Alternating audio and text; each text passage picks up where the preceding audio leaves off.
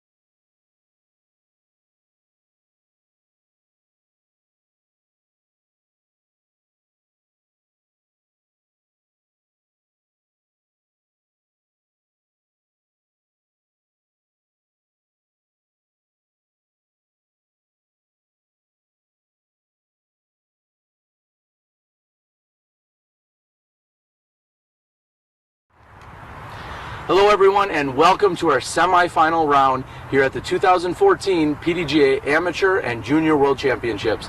I'm your host Terry Miller, the Disc Golf Guy, and we are excited to bring you this semi-final round before everyone heads over to Kaposia Park to watch the Final 9 later today.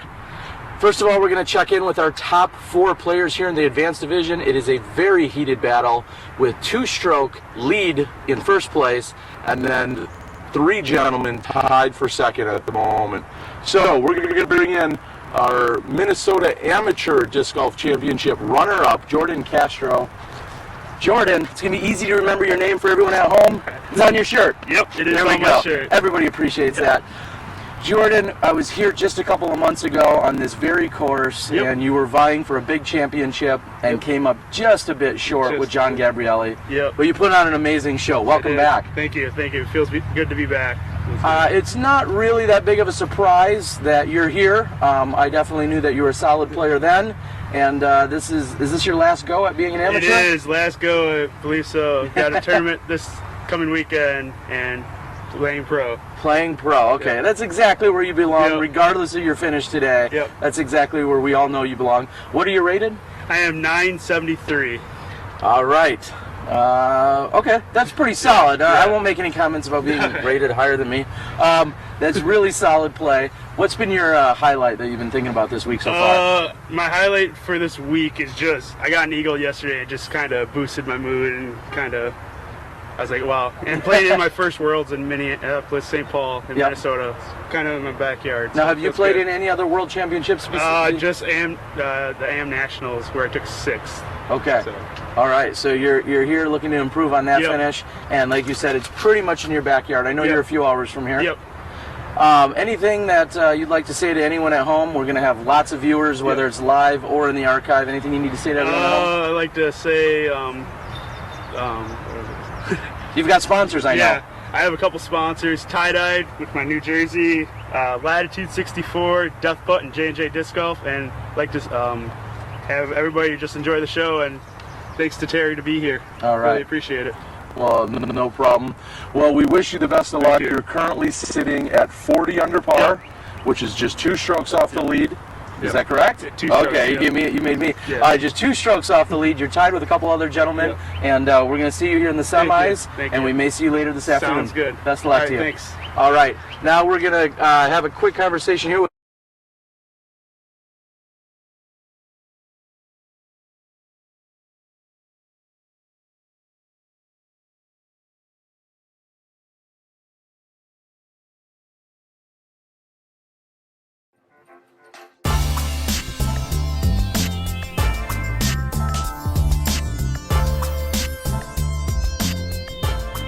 welcome back. I'm joined by Cody Greenfield. Cody, you were on the card, the leader card the other day. We missed the opening interview with you, but we're glad to have you. You played some solid golf, and here you are on the leader card in the semis. How's it feel?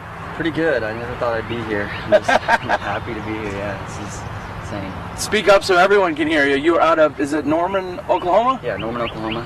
Soonertown, OU. Soonertown, lots of great people down there. I know they've been working with me on some other things, and you got some great golfers. What's it like being here on the leader card in the semifinals? It's unreal. I was coming to this tournament thinking I was going to be happy with like top 20 and ecstatic with top 10, but being tied for second, leader card most of the round, or most of the tournament, it's insane. So it's exciting to be here, but I got to ask, what would you say has been your highlight thus far? The same as Castro. I threw in that eagle yesterday, and then the guy told me he got it on video, which is just the best. That was just awesome. Awesome. So we're hoping that we're going to see some amazing shots out of you. This round, we're going to get them all on video so everyone at home can partake and watch the action. Anything you need to say to anyone out there, whether it's live or on tape delay? Just my parents, mom and dad. They've been my sponsors in my entire life. And then Caddy, Kirsten, my girlfriend, and then all my friends back home. And I've just been having so much support from back home. It's insane. Facebook, Twitter, all of that blowing up. All of that, yeah. All my disc golf buddies. But yeah, just want to thank all of them. All right. Well, best of luck to you. We're excited to watch you here during the semis, and we may see you a little later this afternoon. Hopefully. All right. Good luck to you, buddy. Thank you. All right. Now we're going to bring up Josh Hoekstra, who is also tied for second place. It seems to be a theme going on around here. But Josh, I think we saw you a couple months ago as well at the Minnesota Am Championships. Yeah, the opening round only. The opening round only, but here you are, a little larger stage, and we know we've got even more people watching. Talk a little bit about your event so far. It's actually gone really well. I've played very consistently. I haven't taken a number larger than a 4 yet, which is the real reason why I'm where I'm at right now. Absolutely. No penalty strokes yet, and I think that's the biggest Quit key. saying yet. All right, you're not going to do any of that, right? Okay. So it's been pretty good. Yes. Would you say? I mean, obviously consistent play. Is there anything else that's really stood out for you? Any kind of highlights, or other than just the sheer consistency? I've gotten a lot of 2s, which has been nice to offset a large number of 4s still. Okay. But no major screw-ups. And I've just been having fun. All the guys I've played with have been in really good spirits, and that's kept me real loose, and I was able to focus because of it. Absolutely. So. Now tell everyone where you're from, and if you got any shout-outs or hellos or thanks you need to do to anyone that's out there watching. From Rochester, Minnesota, a little over an hour away from here, so semi-local kid. I just want to give a shout-out to my wife, Jessica, all my family and friends, and my sponsor, North Star Disc Golf. Well, there you go. All right, well, we wish you the best of luck out there. Shoot well, and we know you're just 2 strokes off the lead, and if you shoot well, we may see you this afternoon. Thank you, Terry. All right, thank you, buddy. All right, and now we're going to go ahead and catch up with our current leader. Again, we saw him just the other day, immediately after the shuffle that took place on Wednesday night. We saw him Thursday morning. We're going to bring in Robert Smith. How you doing, buddy? Pretty good. How about you? I'm doing really well. Speak loud and clear for everyone out there. It's been a pretty crazy week, huh? Yeah, it's been awesome. There's one thing that I say is usually when you see someone that wins a tournament, one of the first things they say is it's been a lot of fun. Yeah. So here you are in the lead, so you got to be having fun. Definitely, yeah. What has been a highlight for you this week? Now that we're moving into this Saturday semifinals. Just definitely playing consistent and not messing up too much. Now, we watched you at the Valley a few days ago on Thursday morning. What was that round like for you, and what's it like to be in front of the camera again for everyone at home? It's awesome. Yeah, Valley started out pretty rough, and then kind of sort of came back towards the end. Absolutely. Yeah. Now, you've been at or on or near the leader card all week. Has there been anyone else that's been pushing you specifically, and have you been playing with these guys the rest of the week? Yeah, Josh and Cody, definitely. They've been pushing me. Excellent. Awesome. Anything you need to say to everyone that's out there that's watching? Yeah, I'd like to thank my family and West Coast Disc Golf and United Chains, definitely. They're bringing the game up, definitely, for us. All right. And you're technically from Huntington Beach or right near there? Yeah, it's Fountain Valley, but it's like I'm literally on the border of Fountain Valley, Huntington. Hey, I would just associate with where Paul's from as well, so I don't blame you on that. All right, well, we wish you the best of luck. You've got 18 holes out here this morning at the beautiful Kaposia Park, and obviously if you play well, we'll see you possibly this afternoon over at Como Park. Yep. All right, well, there you have it. Good luck. Thank you, Val. Well, there you have it. Those are our 4 competitors that are going to be on the leader card here this morning at Kaposia Park. It looks to be a little bit muggy out here, That's kind of been the theme off and on throughout the week. It's been very hot for these competitors.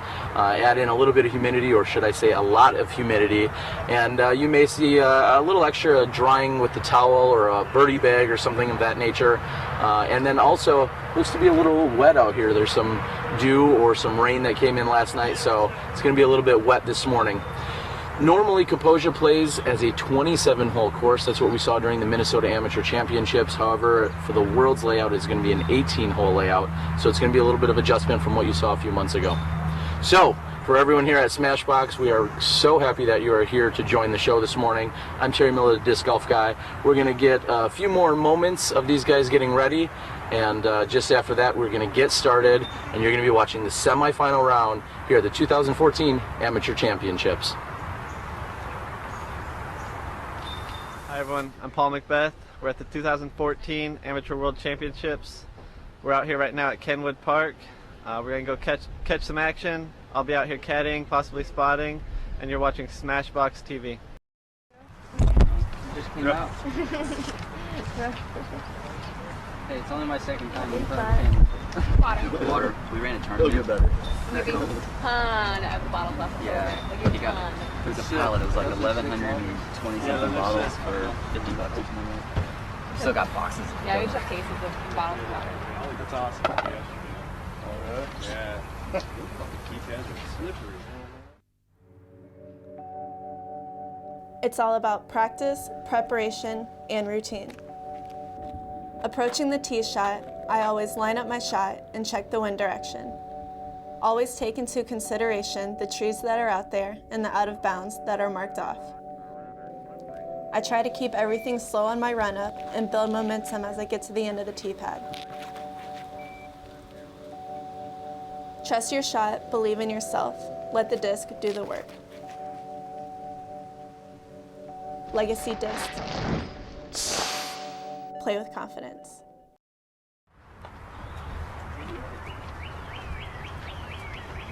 And as I said, you'll see it a number of times throughout the day. This is going to be a modified layout from what we've seen at the Minnesota Amateur Championships. Hole 1, for instance, instead of being approximately 290 feet, is actually playing to a different pin. So it's going to be measuring in at 425 feet. And we're going to move over and watch a few of our gentlemen practice putting routine. He's driving down like later that night because his girlfriend's birthday on Friday, so he really can't get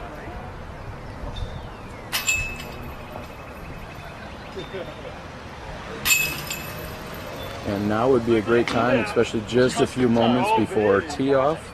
Now would be a great time to go out and make sure that you share and like and tweet our live link to make sure we can get as many people in here watching as possible.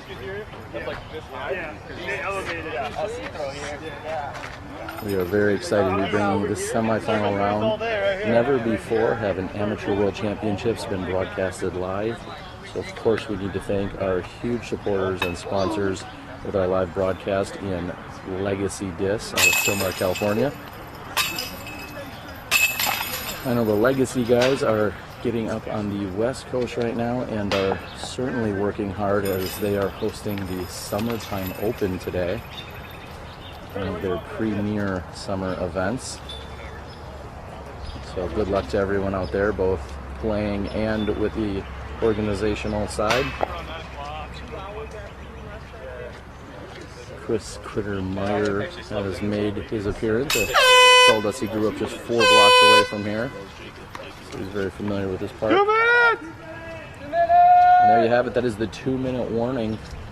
And for those of you who aren't familiar, a 2-minute warning signifies that all players must cease practice putting and throwing, and that they need to just basically stand down for the next 2 minutes, get themselves mentally prepared and ready to go. And there will be another short blast after 2 minutes, which will signify that they are ready to get started and tee off. First on our tee is going to be Robert Smith. I believe many refer to him as the robot.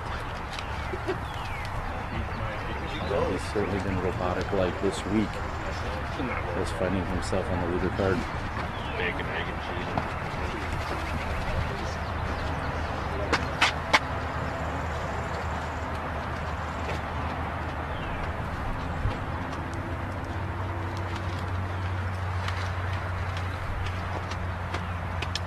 Some of the players are contending with mosquitoes throughout the week. You know, if you're from the Midwest like I am, there's really no big deal, so to speak, but some of these other players from out of the area or state, they're not necessarily used to those fun little insects. And they see an additional swat of the arm or hand gesture because of them.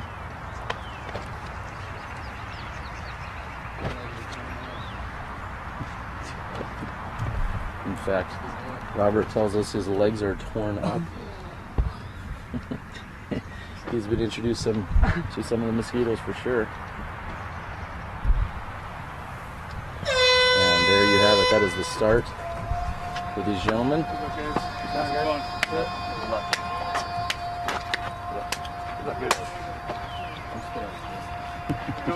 And a very elongated start. And here we are, we're live.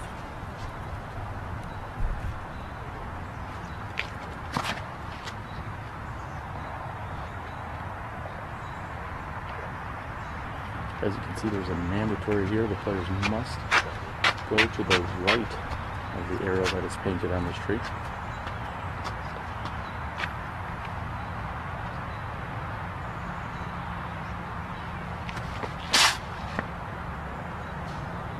Josh opts for the forehand roller, which finishes up and to the left.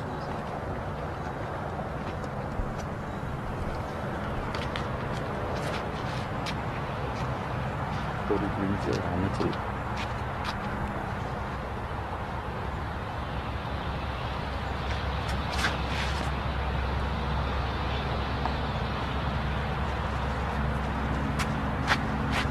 With the tee, Jordan Castro.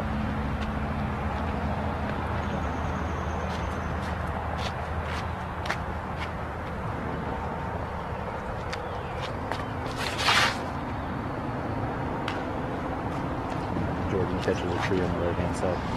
Those are your tee shots here on hole number 1. You are along for the ride here. We have 18 holes during the semifinal round here at Kaposia Park. We're excited to be presenting it to you live here on SmashBoxxTV.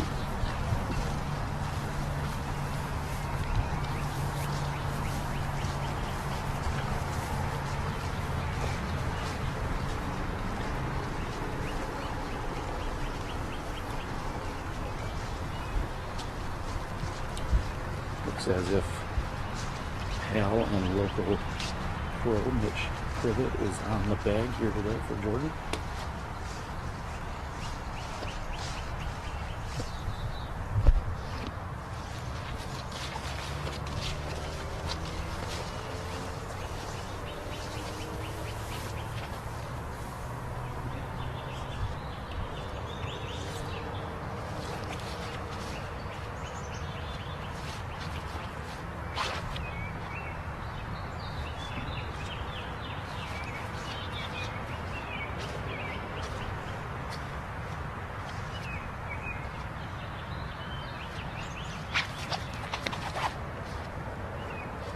Jordan throwing his sink all the way up to the basket. A very nice recovery here. He should be able to put in from there. Absolutely beautiful shot here by Jordan. Is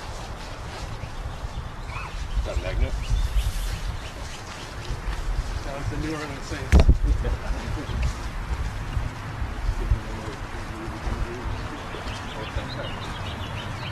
If you have played this course before in the regular layout, we are actually going to hole number 5's basket.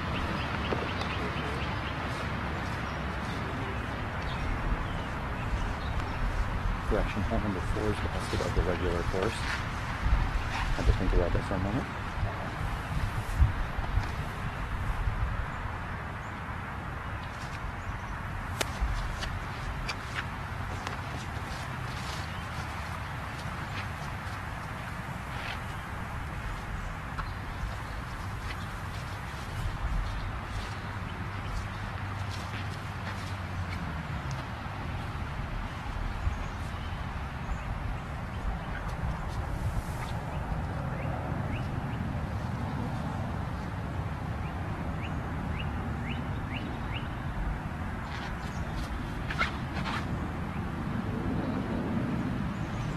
He has missed the tree on the right-hand side. However, it looks like he's gone a little bit deep to the right.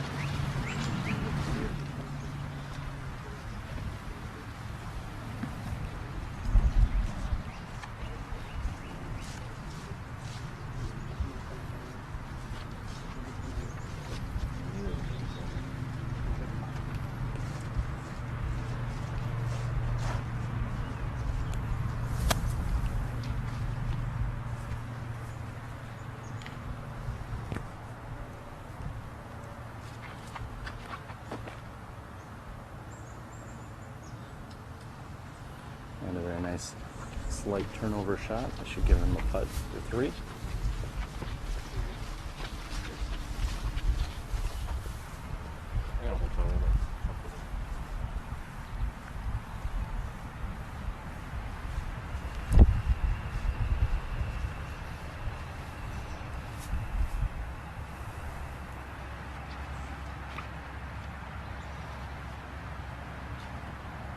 Josh has hung it out a little bit too wide to the right.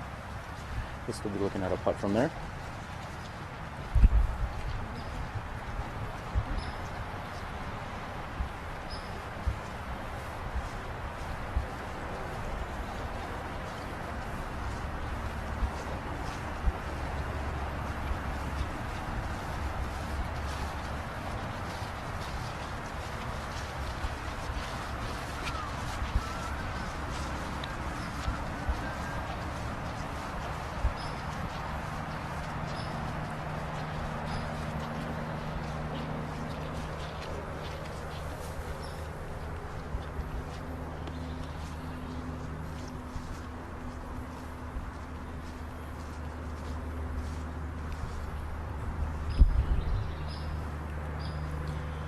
And Cody is here on the right-hand side. He is down below the pin.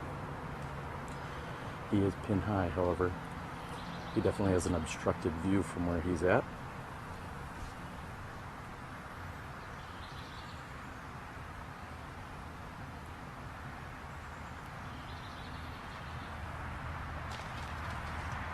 And with his forehand flick, he's going just a bit long. He's going to be left with a under 20-footer on his way back.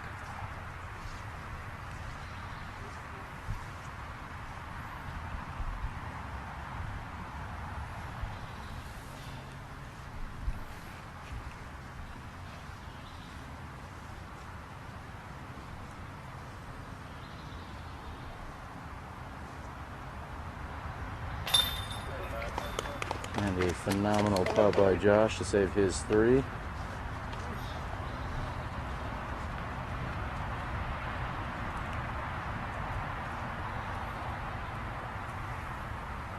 This will be Cody for 4.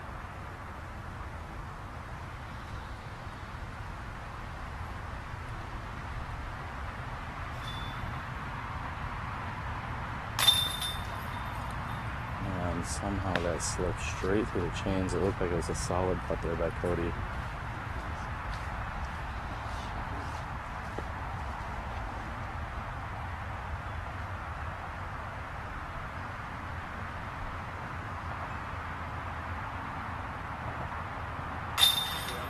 And right into the heart of the chains. Robert Smith takes his 3. Robert and Josh with 3s. Jordan looking to card a very solid 3.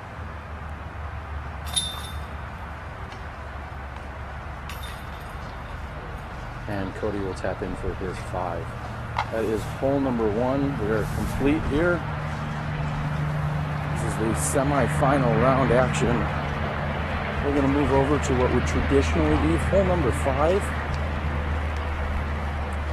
This measures in around 425 feet up and over a hillside, finishing to the right.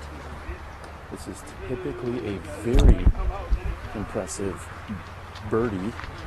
A par is great, a birdie is impressive, and an ace is almost unbelievable, and it was ace just the other day here in competition. You will see how challenging this hole is. You'll be able to appreciate just how impressive an ace really is here.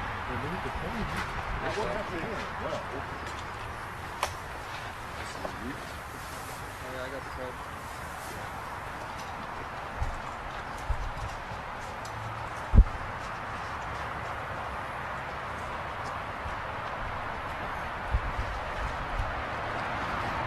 I got 3. Josh. 3. Cody. 5. Jordan. 3 shirts. It's gonna be me, Josh, Jordan, Cody. Robert, Josh, Jordan, and Cody is the order. Again, we're here on hole number 2, 425 feet.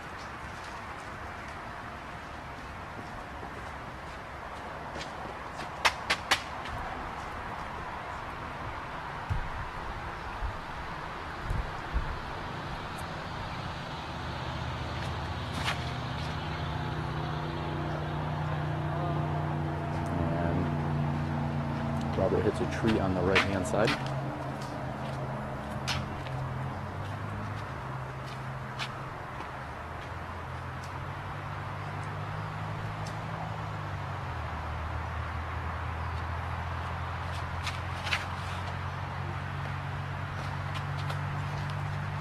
Josh does the same. Third to tee will be Jordan Castro.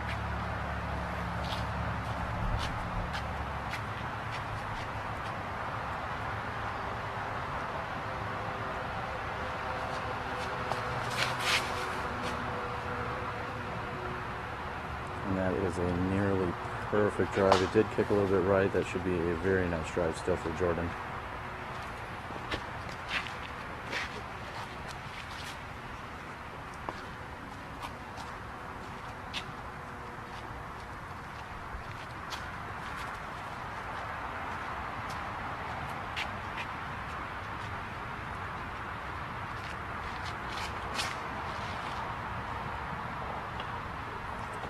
We thought it was going to get past it. It kicked right into the fairway, however, as Jordan points out.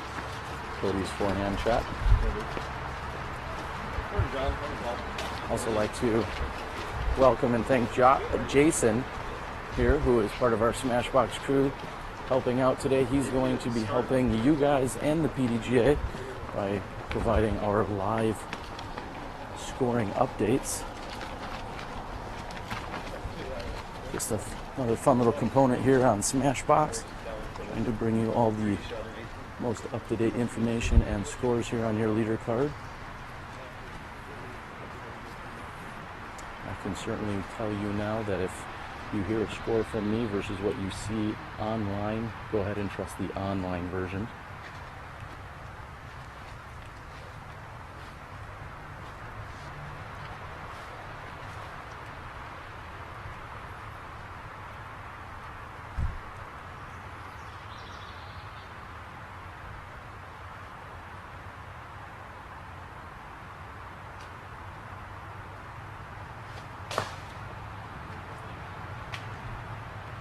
Josh has caught some trees on the right-hand side. He needed to navigate around the bushes, however, they were a little too close and he got a little more of them than he was hoping for. He's moved down the fairway about 15 feet. And he's still going to be challenged with a very difficult line to the basket. I think we're going to see another forehand though.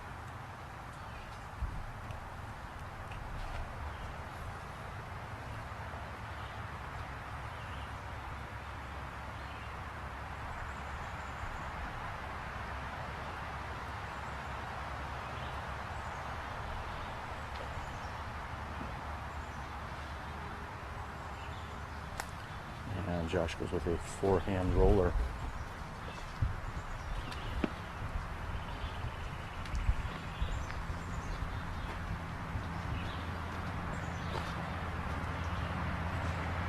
And you can see the gallery is starting to grow already, including a two-time world champion, Paul Macbeth, and his brother John, all getting a little breakfast action.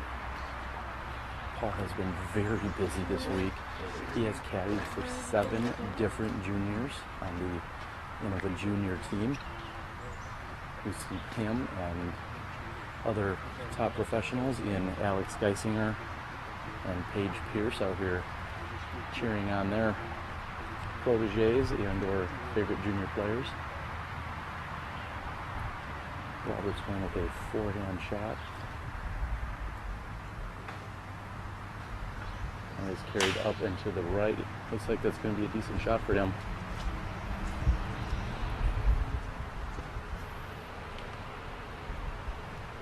As you can see, we are not even halfway down this fairway, and we are now just seeing the basket for the first time. Again, this hole was aced just a few days ago. We're going to move up behind Cody.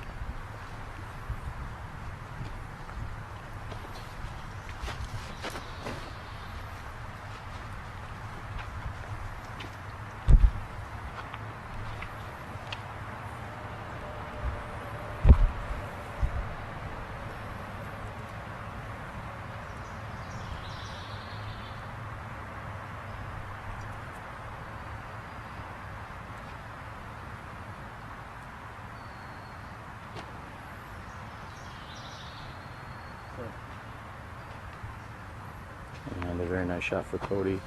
Barely scoots over the edge. He's going to have less than 20 feet for his putt.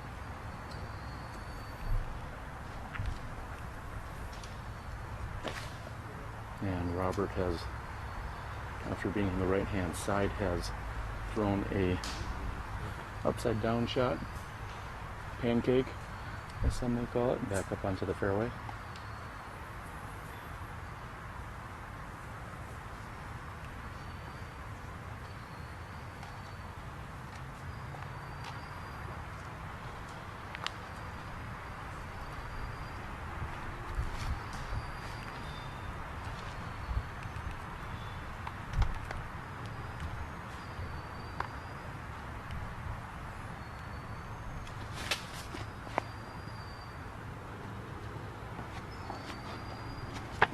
Up near the basket, he had caught one of the ties, that is railroad ties, that was near the basket. Throwing his second shot will be Jordan Castro.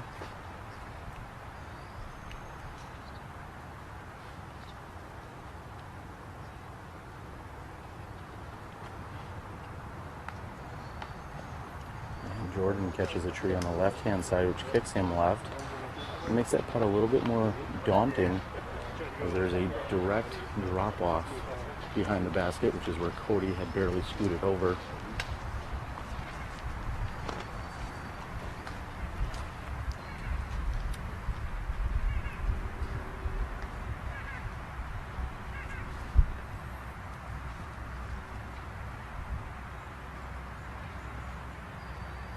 This is Josh for his fourth throw.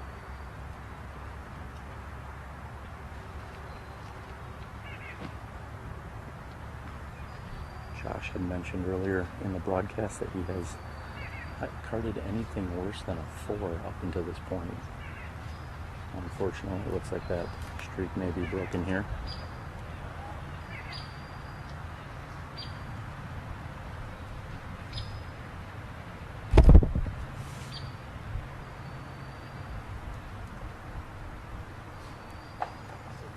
And a very nice approach. He's going to be left with a little putt from there.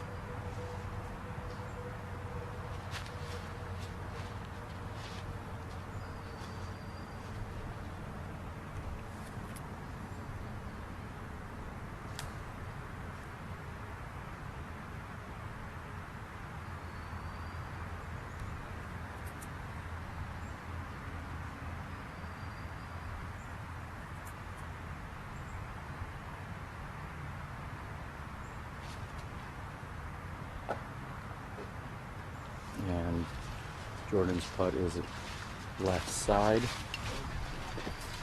Dang bug in the ear.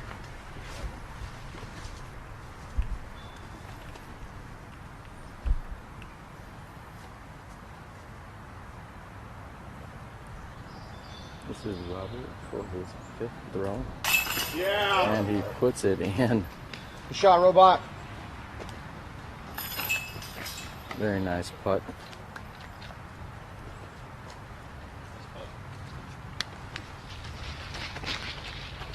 So as you see, these players are struggling here on hole number 2.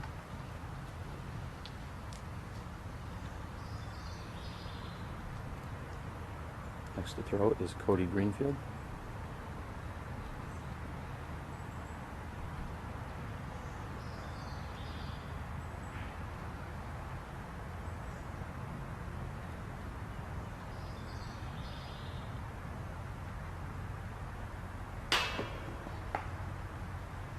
And Cody is just up front of the basket.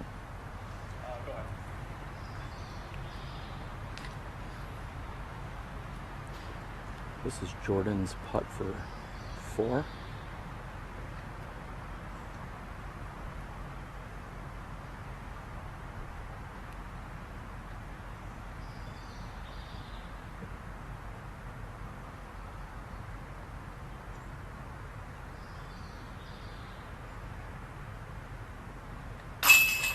Yeah, Jordan's Solid putt by Jordan Castro.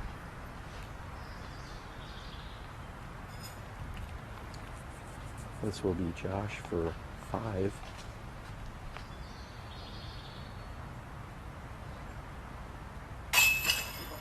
And up and in for Josh.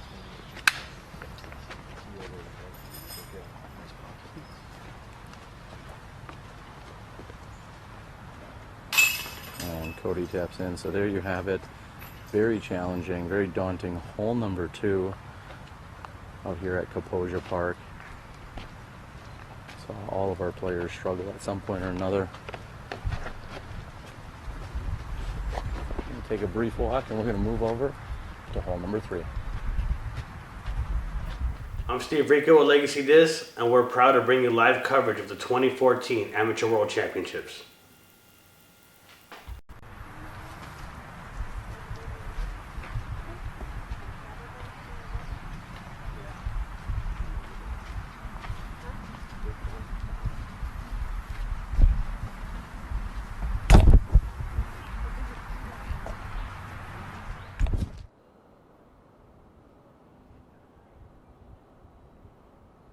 I'm AJ Risley, and this is the Gauge. With its reliable straight flight and its excessive amount of glide, the Gauge is perfect for players of all skill levels.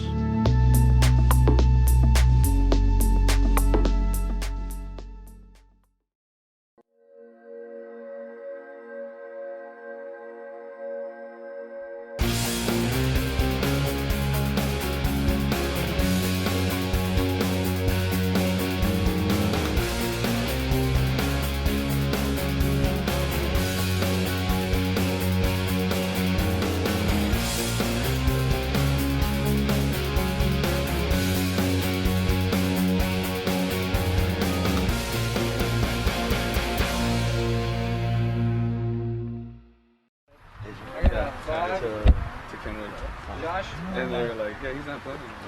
Cody? 4. No, Kaposia. Jordan? 4. It's going to be Jordan, Cody, me, Josh. Jordan and Cody, card 4s.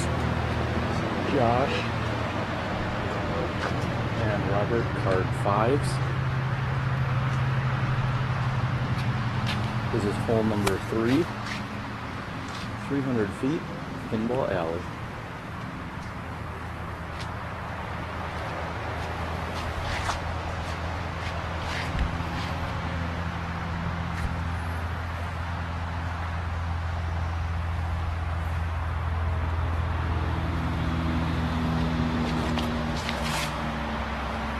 And Jordan throws a very nice shot. He's looking for it to be a little bit more to the right. You're looking to go dead straight on this hole at 300 feet.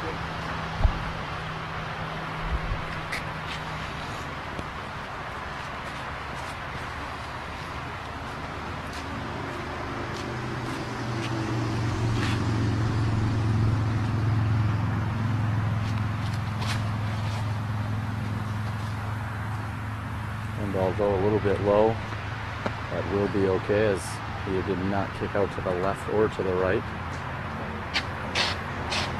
Certainly could have used a few more feet of height, however, should be able to get up and down from there.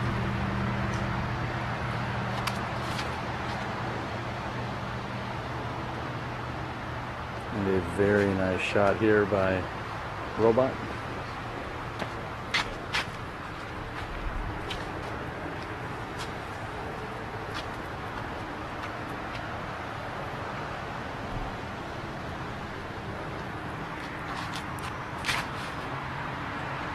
And Josh has thrown a very nice shot here. Josh is going to be very happy with that. We're going to move down again. Pinball alley short. It's a little precursor, as I'm pretty certain we'll see pinball alley long later here in the round. Just working on getting a few things dialed in as to our volume and controls. Past few days we've been trying to work multiple microphones for you, give you the best possible coverage here at your 2014 Amateur World Championships.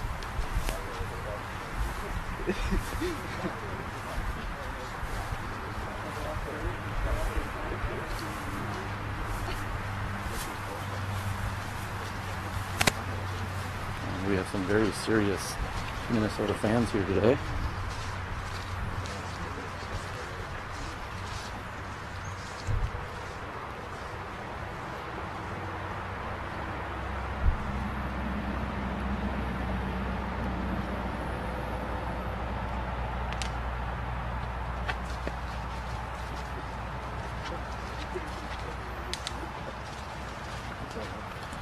And Cody approaches to within 15 feet of the pin.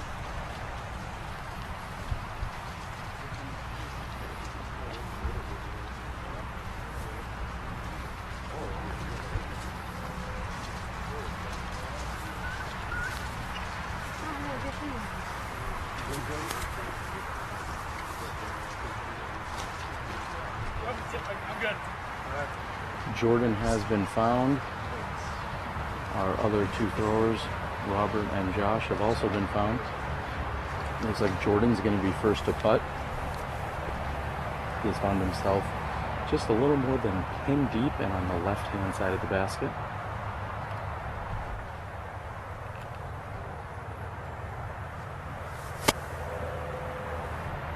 Jordan looking to get the best possible stance. He certainly has some obstruction between him and the pin.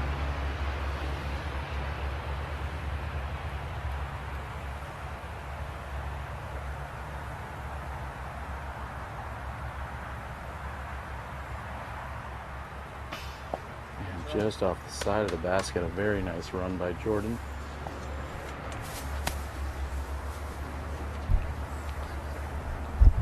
Next to putt will be Josh Hoekstra.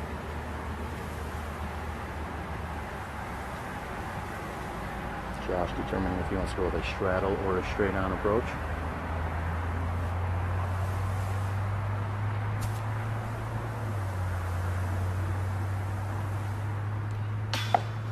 And also just a bit short.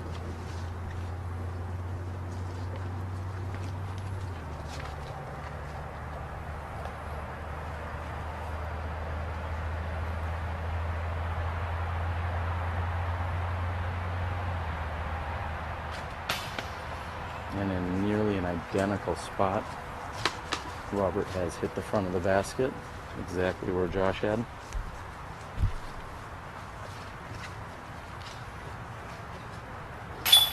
And Cody taps in for his three, as will the other three players. They're all within 5 feet of the pin. So that is hole number 3. Quick and not so easy. All 4 of our competitors will take a par 3.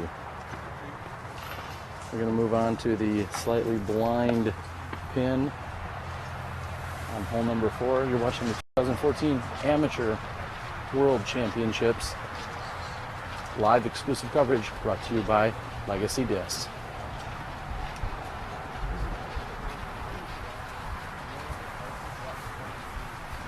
Hi, I'm Des Redding, and you're watching live disc golf on SmashBoxxTV. Check it out.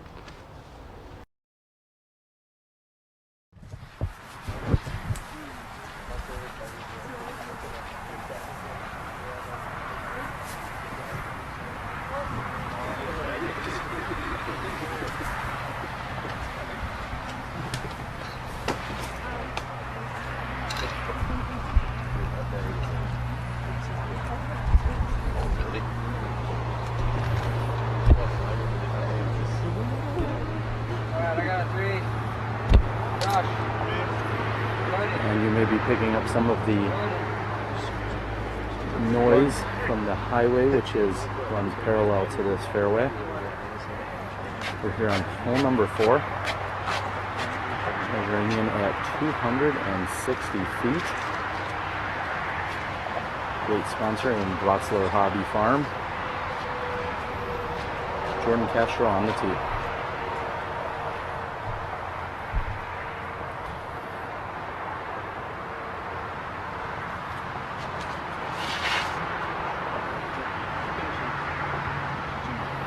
And to give you some idea of where that pin is, Jordan is likely parked. That was a very nice shot, as this is a blind hyzer shot playing off to the left-hand side. It was a very nice shot by Jordan.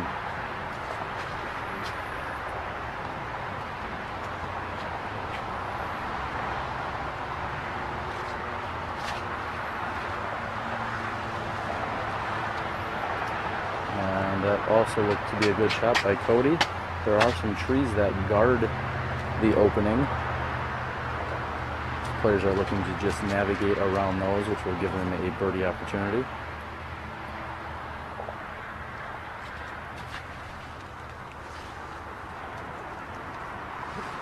And if that remained clean, that will also be on the dance floor, so to speak.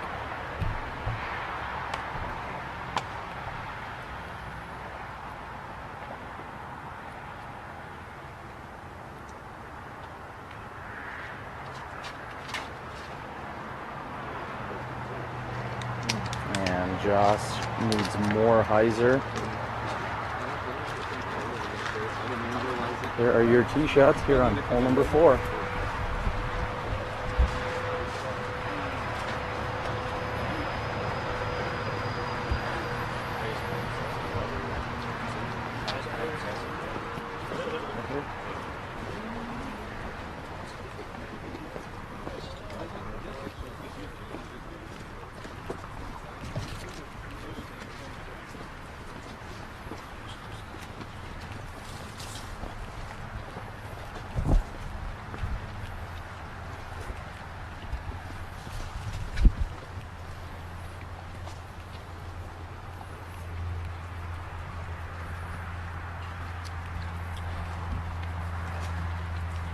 We are moving down the fairway, however, we're going to catch up with Josh's throw over here.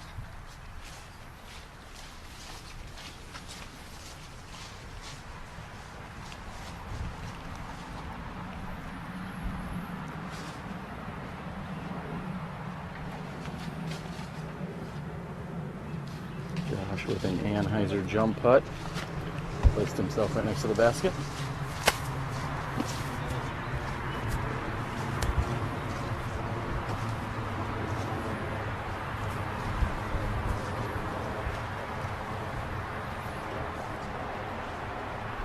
As you can see, this is certainly a must-get birdie 2 here on hole number 4.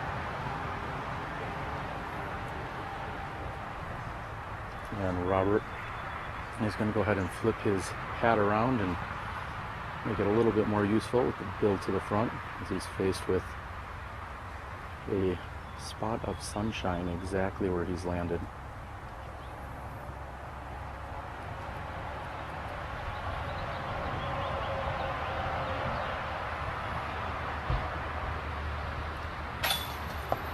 And a rare miss by Robert. Putting from one knee.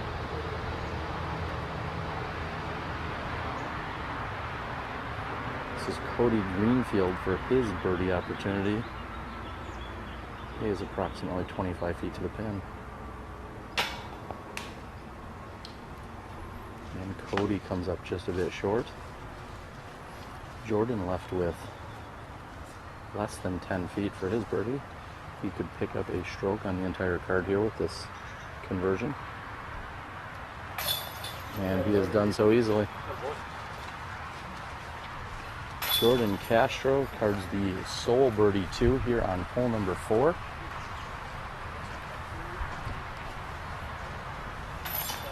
Many would consider this next hole the signature hole. We were here in Minnesota and had a conversation about it. We're going to move over right now. It's considered hole number 5 this week. However, it is regularly hole number 8. Let's get to it.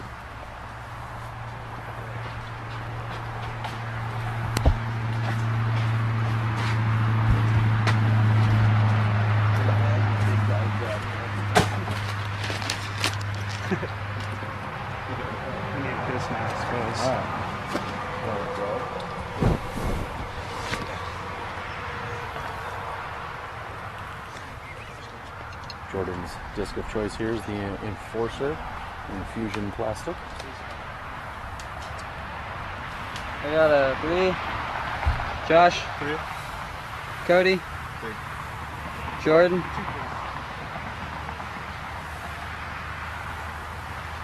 as we said, Jordan cards the sole birdie 2.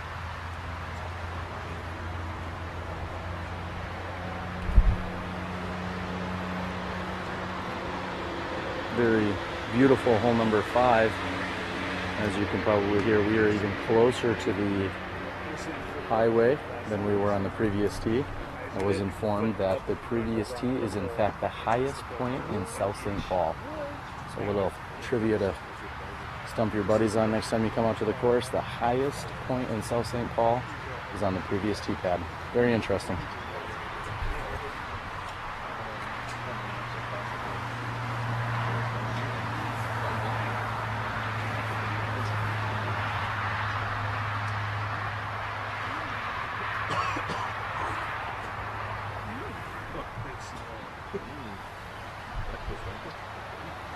I don't eat breakfast before games.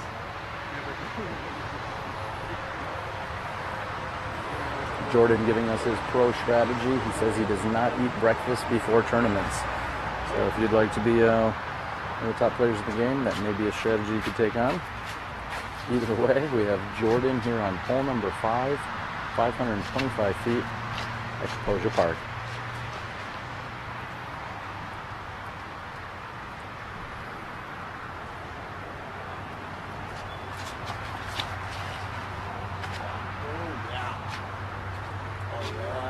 And a great looking shot here. You will see this is certainly a 2-shot hole, and Jordan has placed himself very nicely.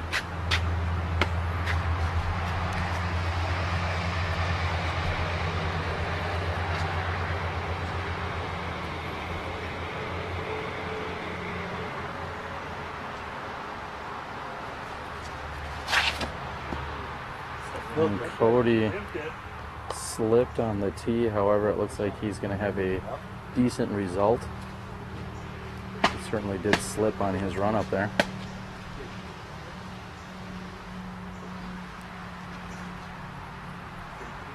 The robot going to make certain that he does not slip by putting a towel down.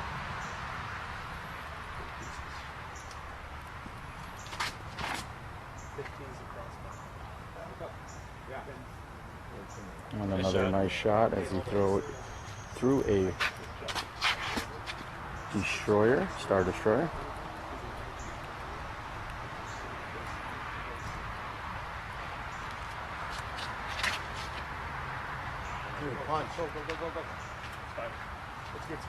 And Josh is confident that's a good spot for him to be.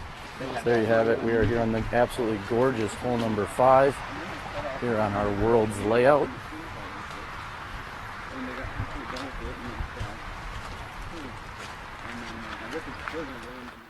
I'm AJ Risley, the disc golf boy, and as much as I wish I could be out there doing some live commentary, I know you're in good hands with Terry Miller and Johnny V.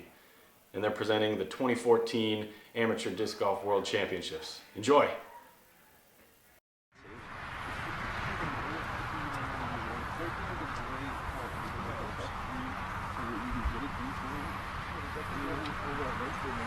And we are moving out here into the landing zone.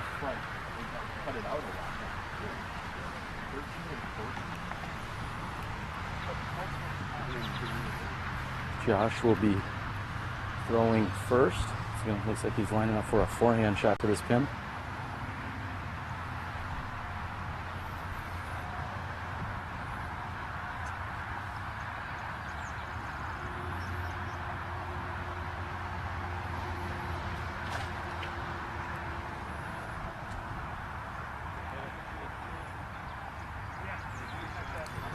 Hello everyone, and welcome to our Hole 8 signature review here at Kaposia Park.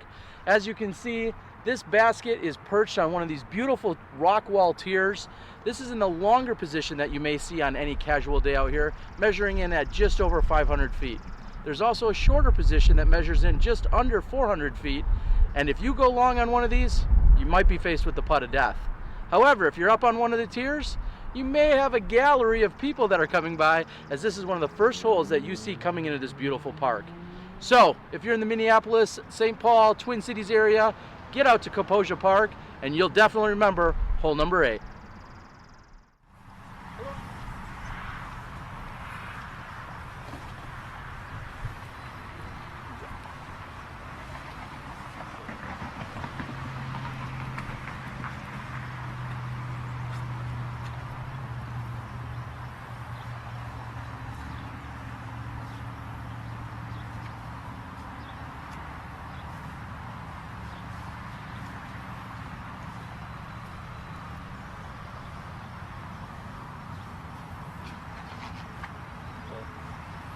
And a very well executed shot, just a bit long. However, a good looking shot by Cody.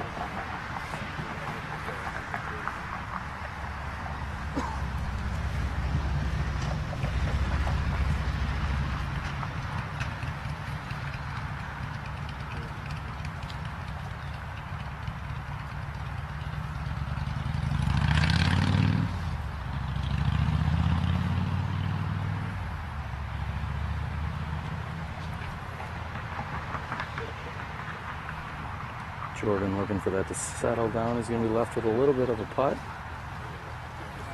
As you can see, we were here for the Minnesota Amateur Championships, and I had an opportunity to break down this hole. It's absolutely gorgeous out here.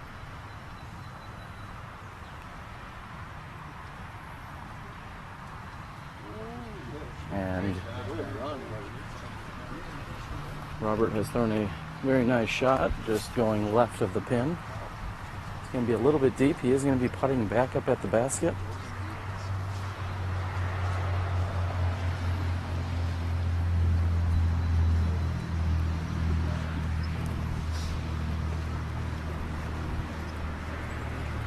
As we're walking on the fairway, especially in the shaded area, still feeling quite a bit of the wet grass out here for this morning round. As we said, we will feel the heat and humidity likely only increase as the day goes on. As we're looking here at beautiful green on hole number 5 this week. Cody has gone deep. This is his putt for birdie 3.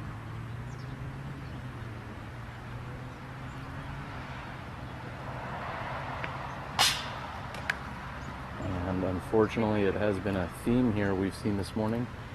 Some putts that have come in low and hit off the front of the basket. Could be putting low, or it could be a sign of fatigue, as this is the 7th round these players are competitively playing in. And I'm sure most of them have played numerous practice rounds before that.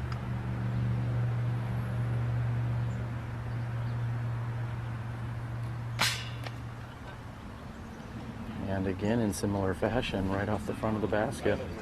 Nearly identical putt.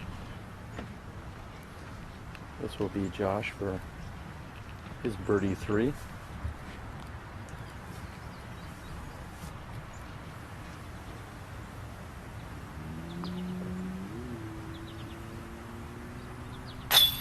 And beautifully executed right into the center of the chains. He was not going to be short or low on that putt after seeing the previous two.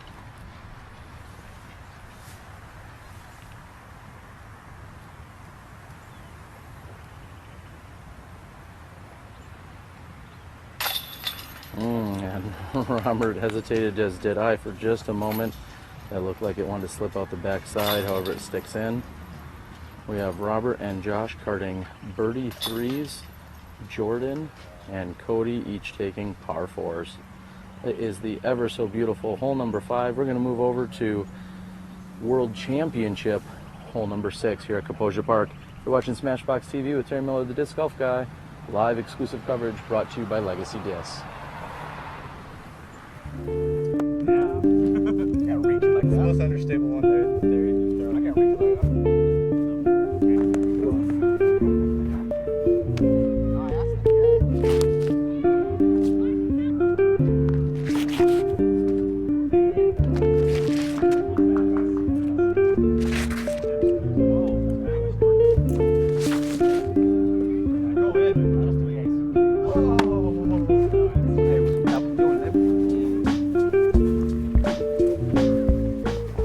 What is like the thing that tells you the disc is done? When are you like, now this is ready? When he puts it in his bag. says that? When he puts it in his bag, it's ready. Yeah, we kind of throw it, test the different runs, and go with what's flying the best, most consistent.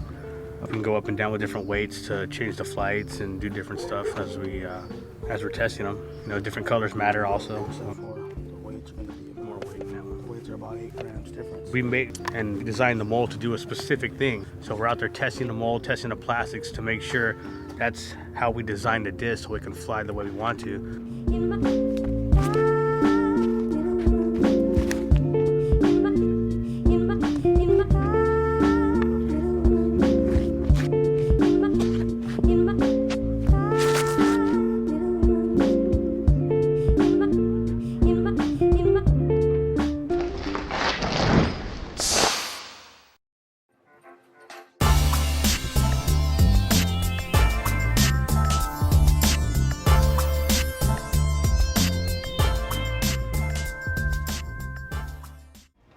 I'm the Disc Golf Guy, and this is my video blog.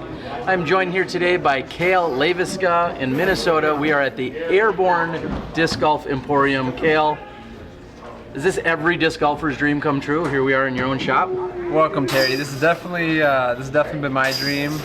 We built a little playpen for ourselves. As you can probably hear, we got a lot going on in here for Am Worlds this week. But yeah, this is my dream, to build a place that people can come enjoy, spread the love of disc golf, get creative with stuff that we wanted to make, and we built this place, and if you build it, they will come. Yeah, or we built it on rock and roll. That's a tune before your day. Anyway, it's been pretty exciting. There is, like you said, a ton of action going around here with all the Am Worlds competitors, nearly 700 competitors from all over the world. What's it been like with this atmosphere and the excitement or energy? Tell us a little bit about that. Well, it's been fantastic. I mean, we in Minnesota feel like we're very lucky with the amount of disc golf courses we have, the community we have, and so we have 700 AMs coming into town that get to enjoy what we love and we've built, and we're very proud to have everyone here. Personally, in the shop the last last week, it's been absolutely crazy. We've had so many people coming in, enjoying the place. So it's amazing how word is spread about Minnesota disc golf and Airborne in particular, and we've been having fun having everyone in the shop and showing them a good time. There is an outrageous amount of courses. You guys, like you said, you're so blessed, and there are so many courses just in the Twin Cities alone. If you were to say go an hour away from your shop here in what, South St. Paul? Or yeah, we're in St. Paul. Yeah. If you were to go an hour away from your shop in any given direction, how many courses do you think you could hit up if you were to go an hour away? This is just an estimation, but I would have to say there's at least 70 to 80. I mean, if you go a mile, in any direction, we're so blessed. Some of them are 9 holes and a lot more recreational courses, but it's just overwhelming the amount that we have, and then it's showing because the amount of players is really following suit. There is, and now we're seeing a number of shops that are actually all over the Twin Cities. It seems like everyone can find discs somewhere. What's so unique about Airborne when people come in and get to play? I know one thing that is, but why don't you tell everyone what's so unique about coming into your shop? Well, the beauty of our place, we like to think of it more of like a lounge and a pro shop, a place where people can come in, throw some discs, test their arm speed, all winter we actually have a putting league, which has been very huge for us with these Minnesota winters, where people can come.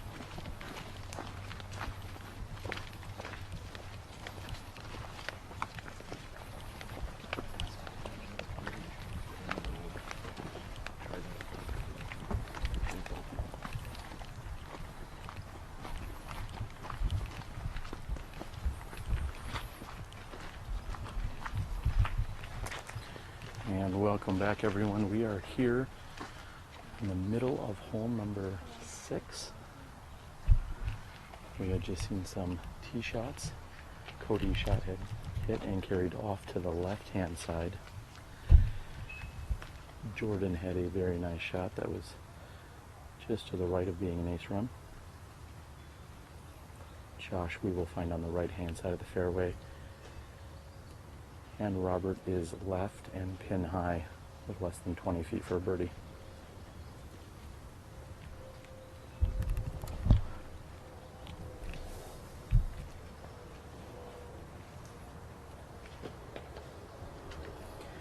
We can see this is Cody here on the left-hand side.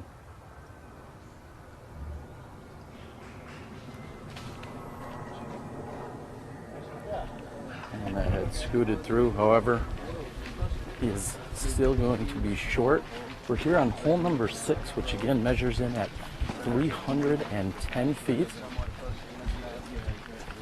If you were playing the normal Kaposia layout after hole number, what was the previous hole number 5, you would move over to a short wooded hole number 9 in the normal configuration. However, they are foregoing that hole again, trimming this course down from 27 holes to just 18 for our World Championships.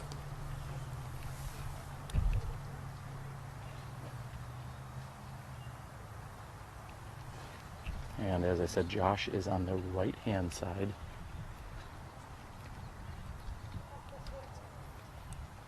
He had thrown a forehand shot off the tee. And right now he's just looking to see if he has a line to get to the basket.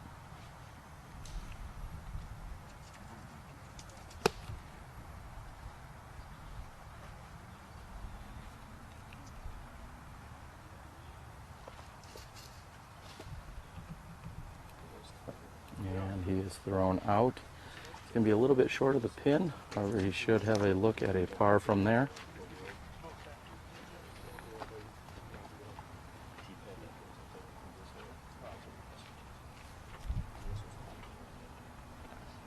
And this is Cody for his par 3. Again, he was on the left-hand side of the fairway. After punching out, this is where he is for his 3.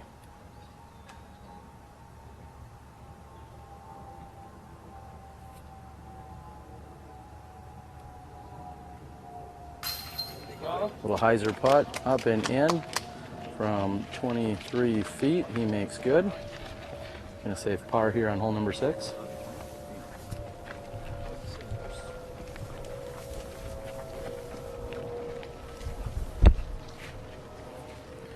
And as I said, Jordan had a very nice tee shot, which carried just to the right of the basket and then curled around it. Certainly was ace run material. This is for birdie 2.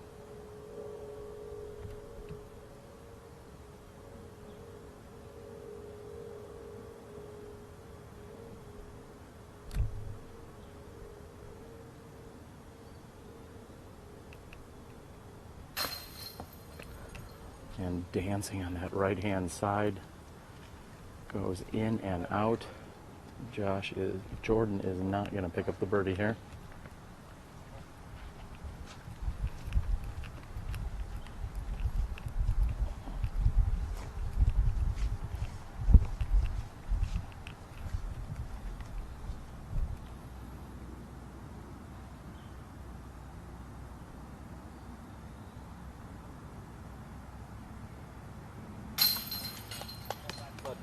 And Josh Hoekstra puts in for his par 3.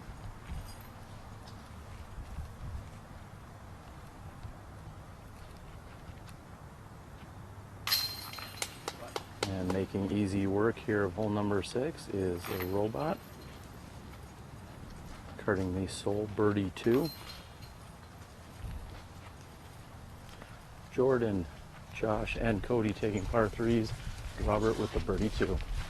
That's hole number 6. Let's move over to Championship Kaposia, hole number 7.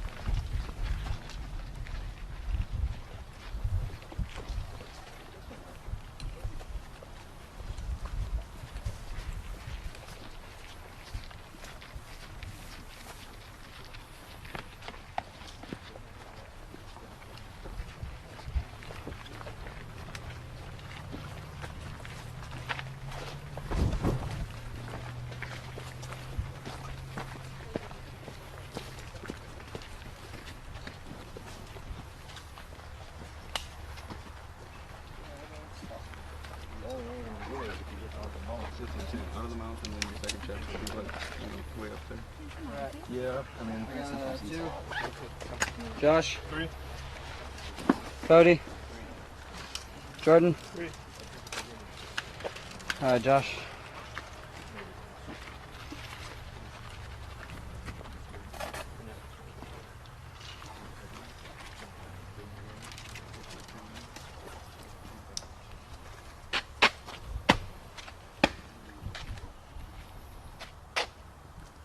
We're here on hole number 7, 490 feet.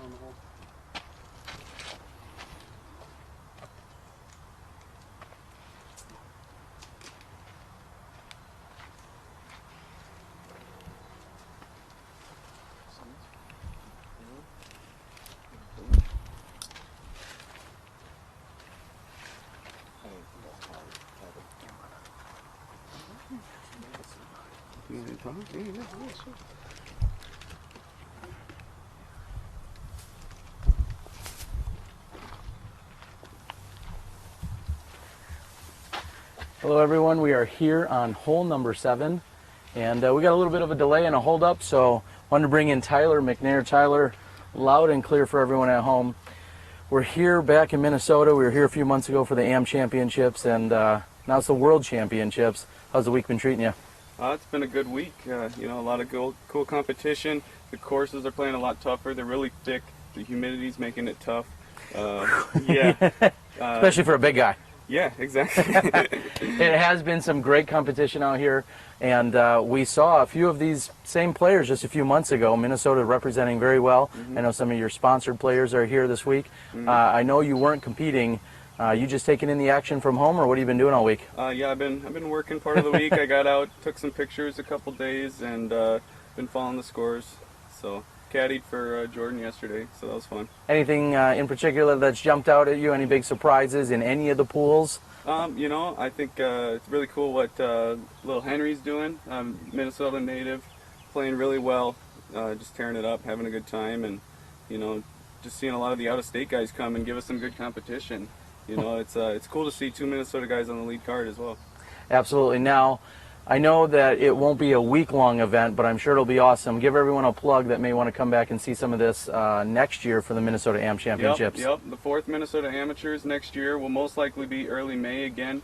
It'll be most likely here again at Kaposia Park. We push the limits. The layout's tougher than this is, so if you think these scores are wimpy and you can beat them, I challenge you to come out. So. Absolutely. Now, we've been talking a lot about it.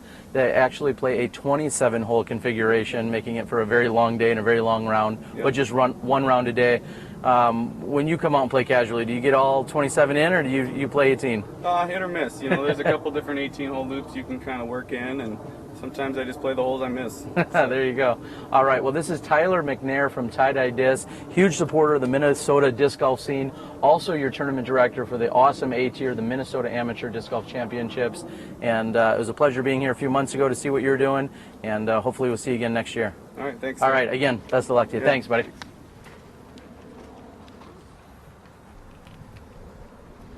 All right, we should be clear here, and Robert Smith is on the tee after karting the single birdie 2 on hole number 6. He is again throwing his pink destroyer.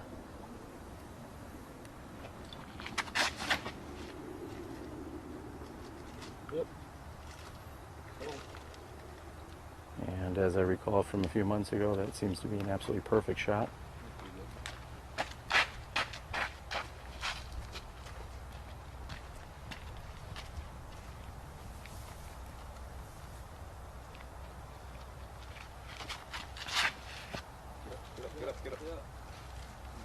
And a little bit lower and catching some early tree action is Josh's tee shot.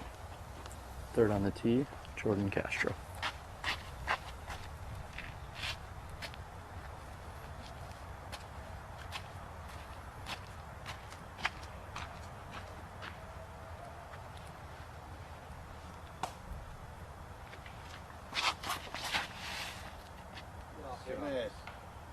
And Jordan was just looking to miss that single tree. He has kicked to the left.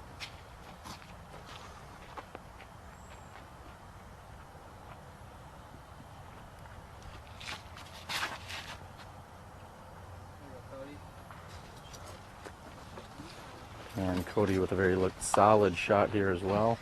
This is hole number 7, 490 feet. Championship Kaposia.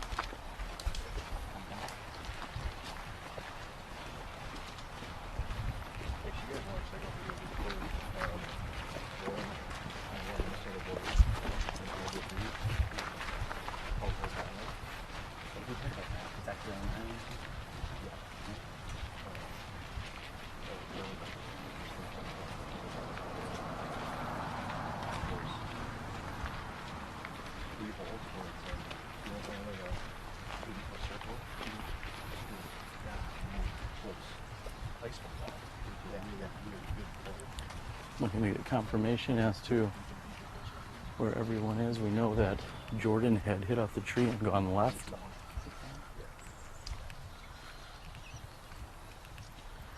And Josh is going to have a forehand attempt here from the left-hand side. Alright, I'm gonna go catch that.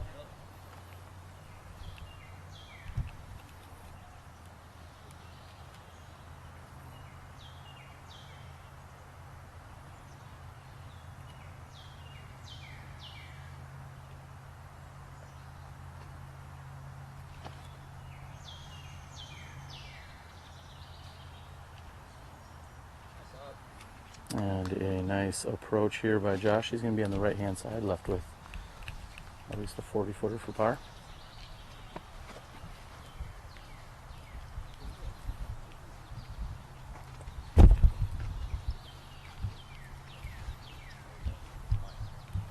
And as we were walking, we see Jordan's approach come out after a large, nasty mosquito had just attacked us. And we will set up here. This will be behind Jordan's, and this will be his third shot as he's looking at this 490-foot hole.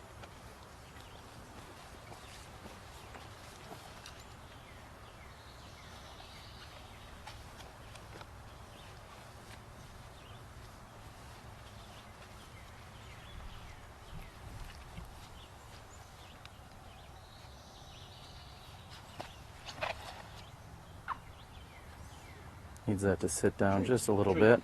And caddy Mitch calls for the tree and gets it. Apparently that is a Minnesota trick here, just calling for shots.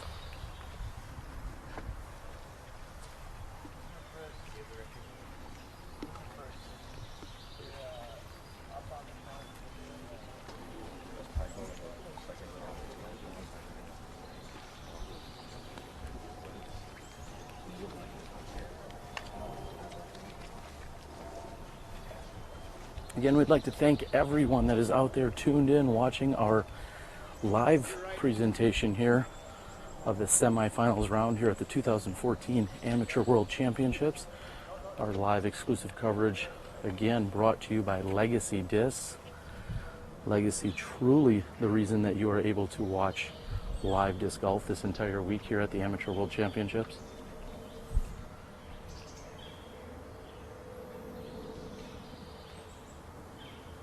And Robert's jump putt from the right-hand side is just a bit left. He's going to be left with less than 10 feet to card the 3.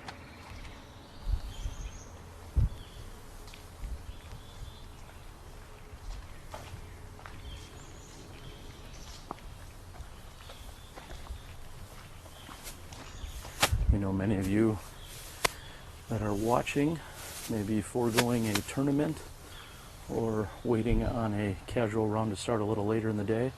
We also know the West Coast and the rest of them are just getting going probably this early this morning. We got an 8 a.m. start time here for the semifinals. We will be out here later this afternoon.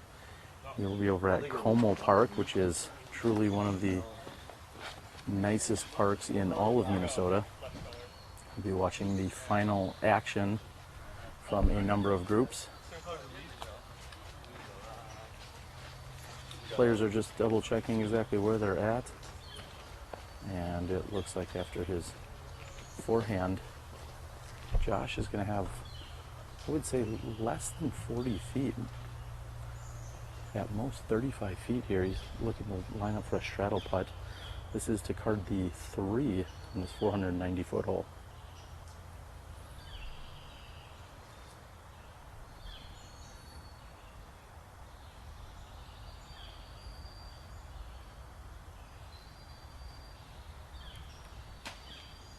And just to the right.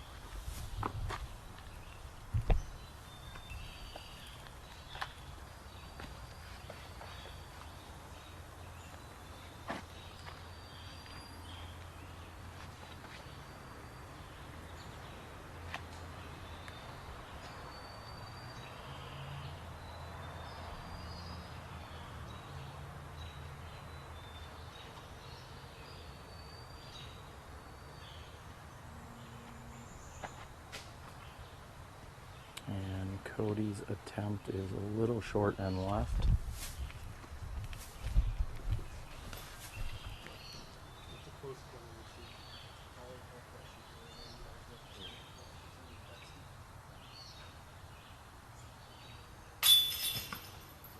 And Cody with a slight lapse in concentration here on hole number 7.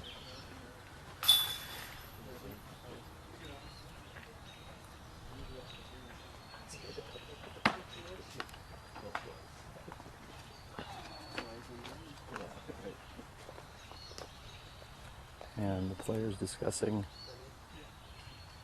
as to who was out. Looks like Robert will be next to throw. Again, he's left with less than 10 feet.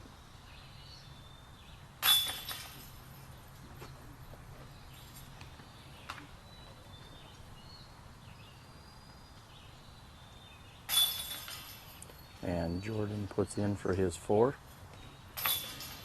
as does Josh. Robert picking up 1 or 2 strokes on each of his competitors here. This is hole number 7. You're watching semifinal action of the 2014 Amateur Disc Golf World Championships. Hello everyone, we hope you're enjoying the show here on SmashBoxxTV. I'm Terry Miller, the Disc Golf Guy, and our show would not be possible without the amazing help and support and sponsors that we have. First and foremost this week, Legacy Discs. That's right, Legacy Discs out of California, Silmar, California. Bamba, Steve, Freddie, Steve, all the guys over there, amazing support. Thank you guys for getting SmashBoxxTV up and off the ground. Play with confidence. Also, we have the PDGA. Our Professional Disc Golf Association has been supporting us from day one, and thank you for everything that you guys do. You are our disc golf ambassadors. Thank you so much. Of course, we have Miles Parkhill over at Paragon Disc Golf. Miles provides some of the best merchandise to all of clubs and tournaments throughout the entire country. And without Miles Parkhill at Paragon, we wouldn't be where we are. Last but not least, Sandy Point Resort and Disc Golf Ranch. Mike and Michelle Cousins in northern Wisconsin have been absolutely amazing. They're bringing you the leaderboard throughout the entire week. Sandy Point Resort and Disc Golf Ranch. Check them out. It is my favorite disc golf course anywhere in the country. Check them out. sandypt.com, Sandy Point Resort and Disc Golf Ranch. So there you have it. We have an amazing set of sponsors. Everyone else that tunes in, watches, supports us on YouTube, supports us via Facebook, shares, likes, Twitters, the whole 9 yards. We also have our first run of SmashBoxx t-shirts, dry fits. So come on out, support us, and enjoy the show.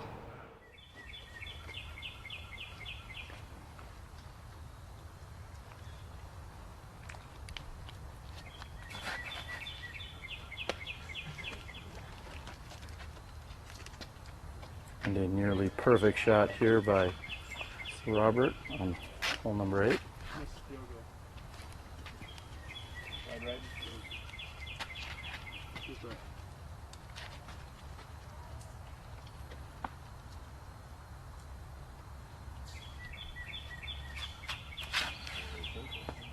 Also going wide right of the field goal, Josh. However, he gets hung up on the right-hand side.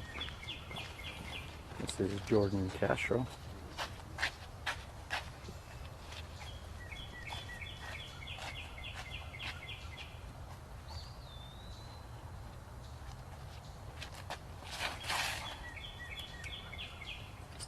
And Jordan hits the right upright.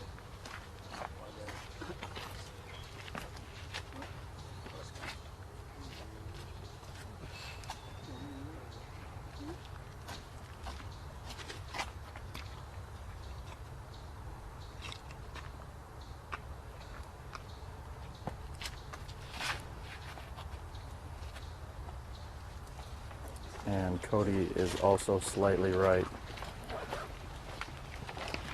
There's your tee shots on the 295-foot hole number 8. And we'll move down the fairway.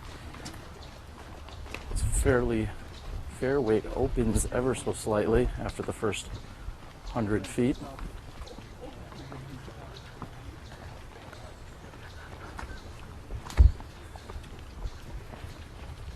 So glad to have so many Minnesota natives and supporters out there tuned in here to SmashBoxxTV. Kyle Pinkman, we're glad that you're out there and tuned in, buddy. We have caught up with one of your local nemesis. He says that he beats you all the time. I'm sure that's highly contested. Critter. Hi, Kyle. Critter, you said a few days ago this was your home course as you grew up just a few miles from here. What do you think of all this hot action out here? It's good. I like the layout. Beautiful day. Good players, good shooting. Like to see a Minnesota guy take this home. I bet you would. I'm sure anyone from Wisconsin feels differently as I'm just across the border. However, we are simply rooting for good play by all of our competitors here this week. And good play we are getting.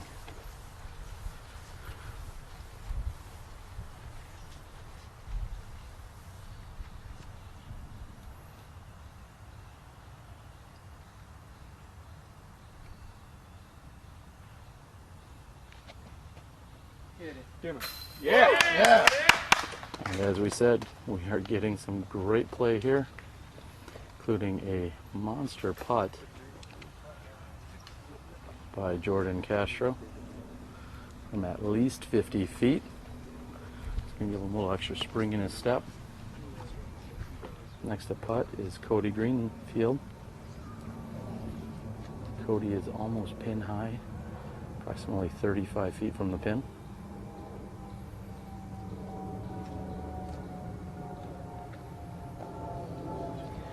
And Cody seems to have lost a little bit of confidence in his putt here the last few. He had a phenomenal drive on the previous hole, and however, unfortunately proceeded to 3-putt, turning his birdie opportunity into a bogey.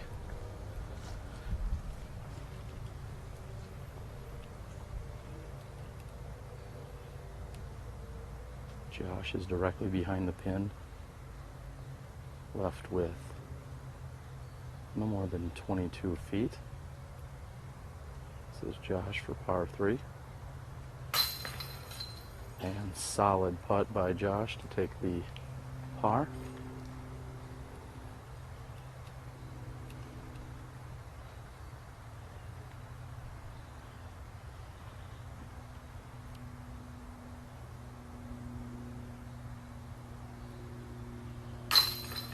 And Cody makes sure with a little authority right into the center of the chains. And picking up another stroke on a few of his card mates is Robert here on hole number 8.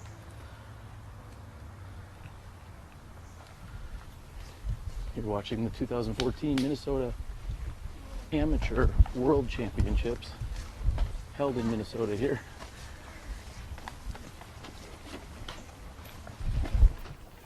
I'm Bomberico. I'm Rocky Brown. I'm the real Steve Valencia with Legacy Disc, and you're watching live coverage of the 2014 World Amateur Championships. Caught up with Robert earlier in the week, back on hole 9 of the Valley. It says peanut butter sandwiches are the way to go. Just going with that yet again here today, keeping things consistent. I do. I suppose you got to go with whatever works for you. Definitely. 2. I took it 3. Castro? 2. Oh yeah. Oh yeah. Cody? 3.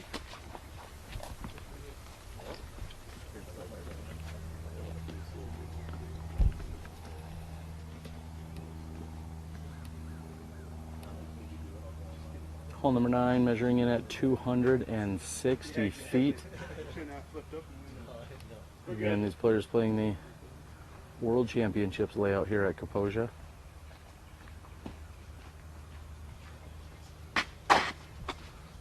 Robert is on the tee. This is a blind shot, which finishes up and slightly right. I should say left.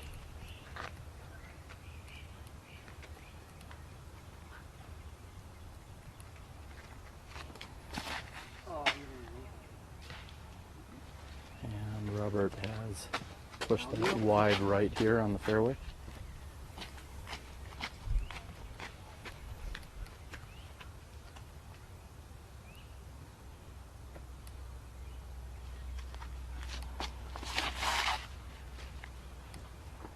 And just barely missing that tree. That looks to be a solid shot. Again, the hole plays off and slightly left.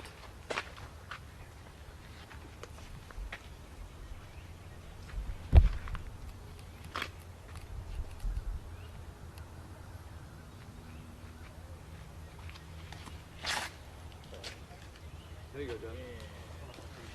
Throwing a great looking forehand by Josh. Do the truth, so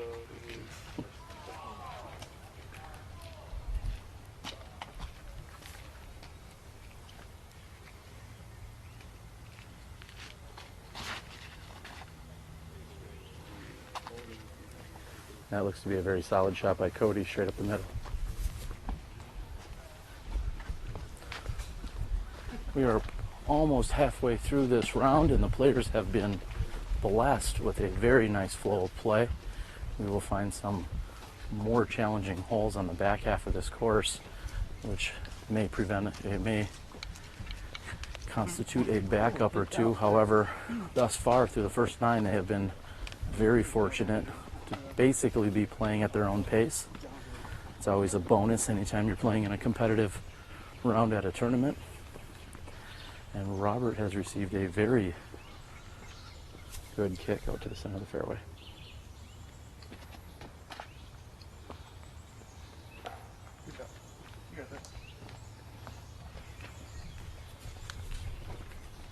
After pushing wide right on his drive, I'm not sure if Robert was more surprised than I was or not, but finding himself in the center of the fairway was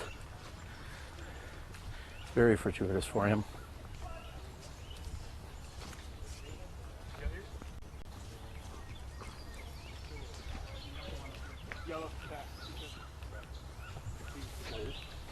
We're going to move directly behind Jordan. Nice little soft tie.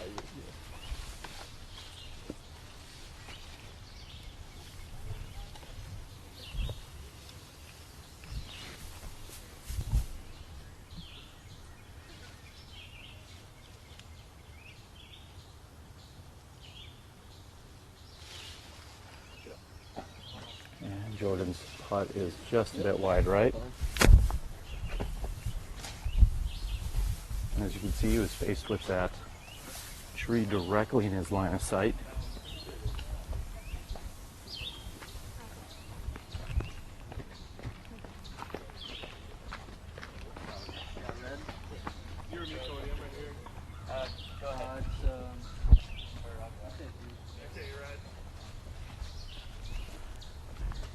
We will get into position for the next few birdie attempts. This is Cody, who is just past the pin, approximately 25 feet below the basket.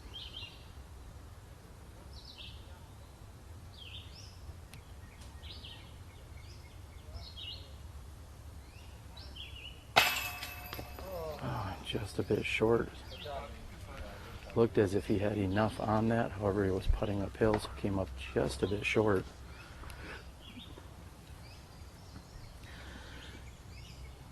Josh, the remaining player in this foursome, that has a birdie opportunity here on hole 9. Josh throwing a forehand driver off the tee. Getting himself in position. Looks like he's going to have a little bit of obstruction.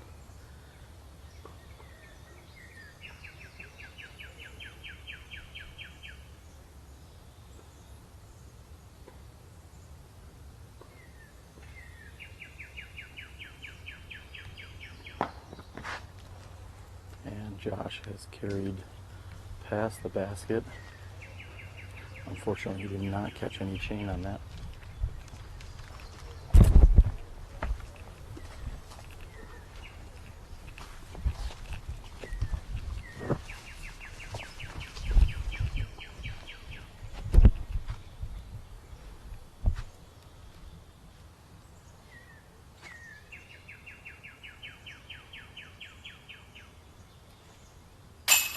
And a very solid comeback putt for Josh, taking the par 3.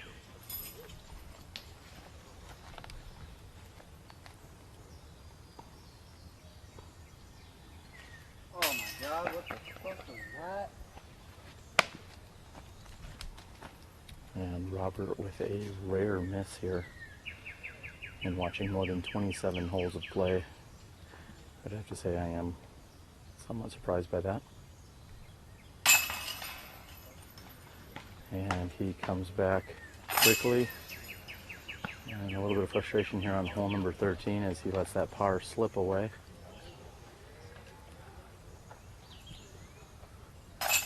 Jordan taps in. I expect the same of Cody, who's right next to the basket. There's typically a hold-up at the next hole. We'll move on over and see what the situation is. Again, you're watching the World Championships from the PDGA. This is your advanced men's leader card. I'm Terry Miller, the Disc Golf Guy, with live exclusive coverage brought to you this week by Legacy Disc. Hello everyone, and welcome to our Course Maintenance Minute. I'm here on hole 20 at Kaposia Park, and I wanted to talk about what I say is a standard in disc golf tee pads. For starters, we are raised up. We have a wall right here. The ground is very uneven here, so they've built up a wall just so that we could get to a nice level surface. Then, on top of that, as we move on down, well, we'll call it a driveway basically. They have plenty of concrete here. Looks to be at least 6 to 8 feet wide. And then we come all the way up here. We will bring you along this nice long, this might almost be too much concrete. We'll bring you all the way over. Again, another retaining wall over here. This helps with erosion control, and it lets it so that dirt and other things don't get onto the tee pad, and so that the tee pad stays in place. And then last but not least, they have a nice finishing touch here, which some would call a fault or a foot fault line. And what that means is, if you are standing on top of this red line when you release your disc, you have actually foot faulted. So you don't run all the way up to the edge as it shows here. You really need to run up to this spot. So you need to play as if this spot was the edge of the tee pad. This is simply for you to be able to fall over. And what's great about that is that also reduces erosion in front of the tee pad. Many of you go out to a course and you see a big dirt spot in front of your tee pad. Well, when you have a foot fault area here and then it's blocked off, then you're not going to have that big dirt spot right in front of the tee pad. So hole 20, very unique hole, very unique tee pad situation out here. An enormous tee, retaining wall, wall on the back, nice and level, lots of concrete, and there you have it. So I'm Terry Miller, the Disc Golf Guy, and that is your Course Maintenance Minute.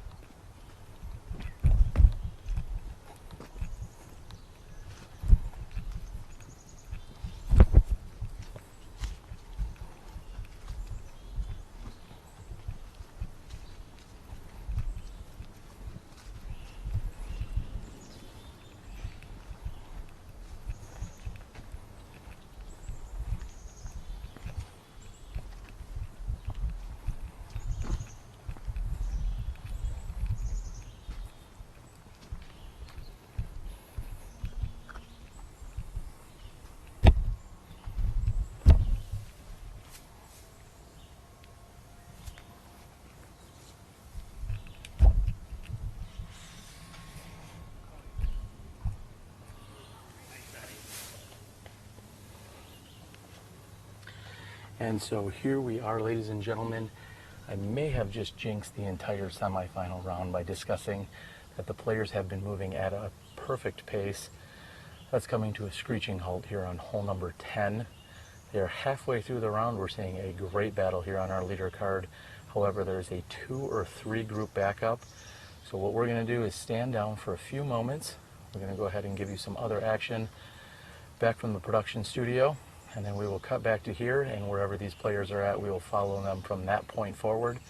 We know there's going to be still some people on this hole, so we'll catch up some action from probably the 2nd or 3rd card, and as soon as they clear, we'll then get also right back to our leader card.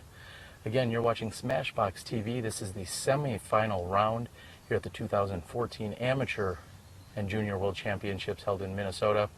I'm Terry Miller, the Disc Golf Guy, and we'll be back with you in a few minutes.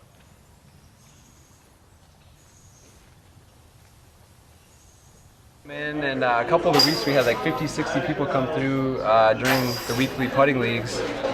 But we try to create new artwork, always making new clothing, hats, just keep it fun for people, keep it fresh. And we thought if we built the place that we'd want to hang out at, that people would enjoy it, and I think they have.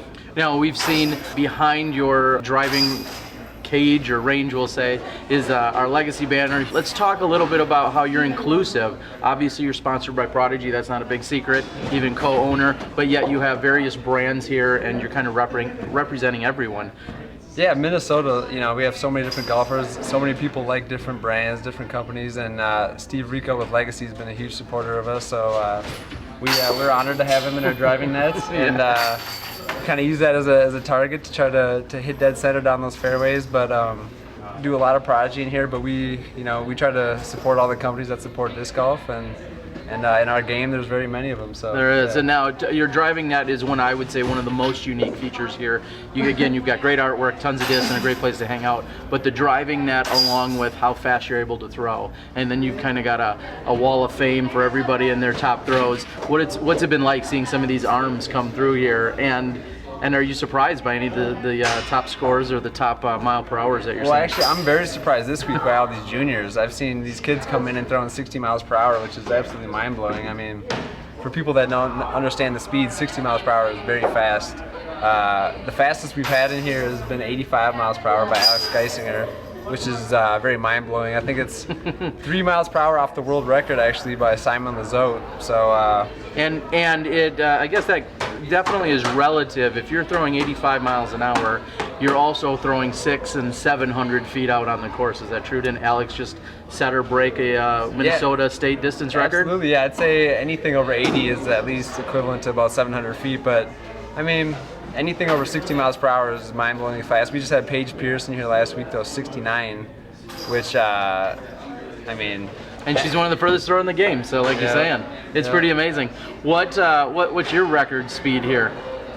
When we first got the radar gun, I was hitting 77, 78, and I was so frustrated that I couldn't hit 80, so I said I'm not putting my name up on the wall until I do, so there you go. I gotta hit the gym a little bit to get on Alex's level, I guess. There you go. I didn't throw it. If you said that, I'm just gonna guess I'm about 76. I definitely don't throw as hard as you. I was thinking closer towards 86. No. I'm definitely more like 76 if you're throwing 77 or 78. I gotta hit the gym for different reasons though. So, any parting shots here at Airborne, and anyone you want to thank? Or I just would like to say how honored we are in Minnesota to have the Amateur World Championships, and I hope everyone enjoys themselves and enjoys these wonderful courses that we have. And I hope you guys enjoy the show that SmashBoxx and Terry are putting on, and thank you guys for all you're doing too. Absolutely, we'll appreciate it. If they want to come check out Airborne, where do they got to do it? St. Paul, Minnesota, baby. Come check us out when you're in town. We'd really love to have you. All right, well there you have it. One of the top players in all of disc golf, and definitely one of the most beloved players in Minnesota and beyond, Kale Leviska, here at Airborne Disc Golf Emporium.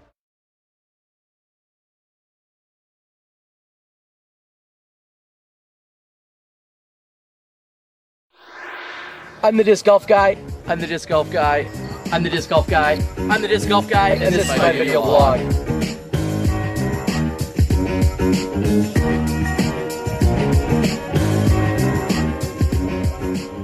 I'm the Disc Golf Guy, and this is my video blog. Today we are at the 19th Hole Pro Shop here in Sylmar, California. I'm joined by one of the Legacy co-owners in Steve Rico. Steve, we're talking new disc today. What do you got for us? Well, we'll start with the Bandit first. It's a Speed 9 driver that we just came out with. It's great for like low flip-up shots. You can throw and bend it around corners, throw rollers with it.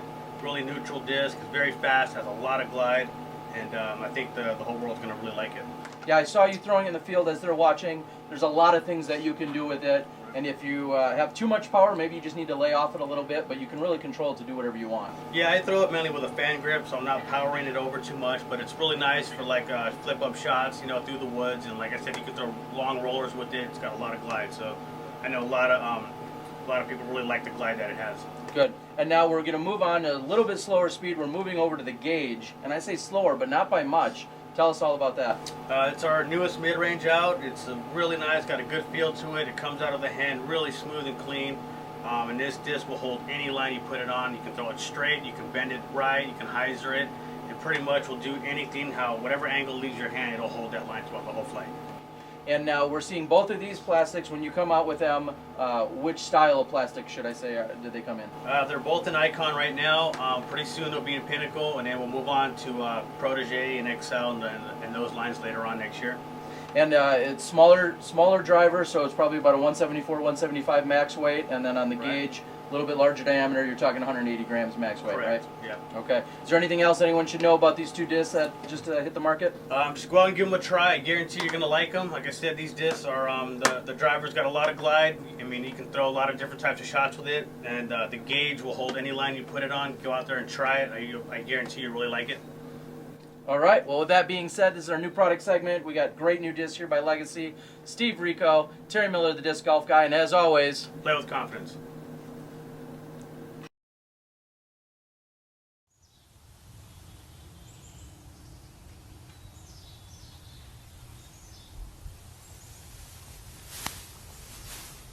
Hello everyone and welcome back.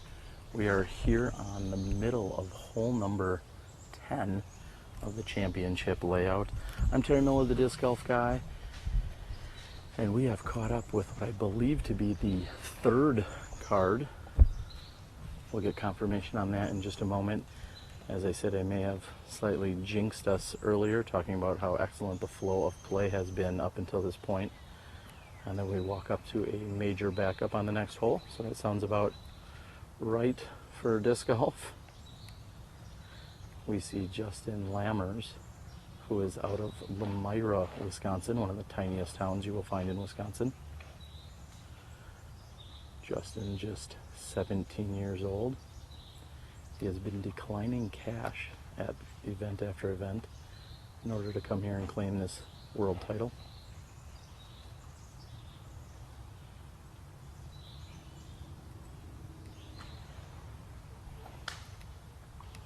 And hole number 10 is a par 4. That was a very nice shot. We're going to move back behind some of these players.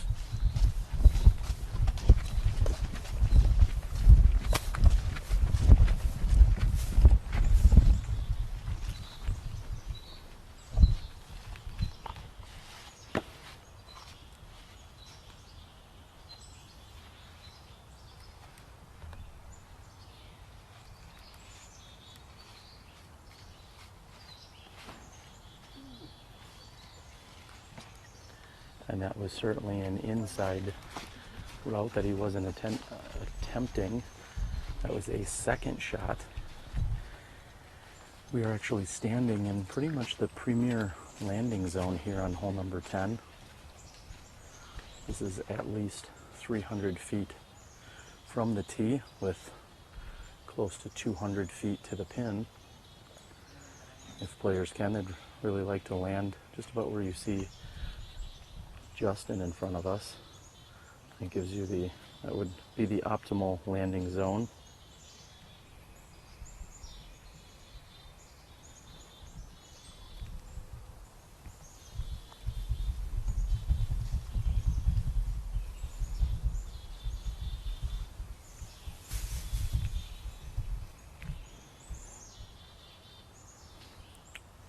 And we'd like to welcome everyone here to the show.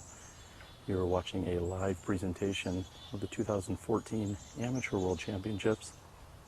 This is the semifinal round with our advanced men leader card. Right now we are catching action from the third card, correction, the second card.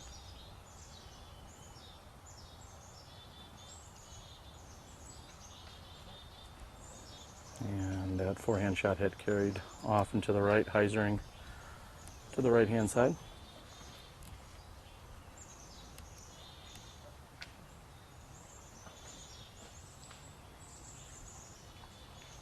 We'd like to thank all the amazing staff here at the tournament, as well as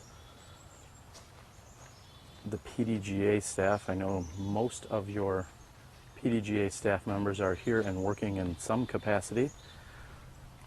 I've now met the new intern, Zach, who has been helping out our events manager, Michael Downs. Andrew Big Dog Sweeten has been working the scoring system, bringing you up-to-date scores as quickly as possible with more than 620 competitors. Big Dog Sweeten, thank you so much.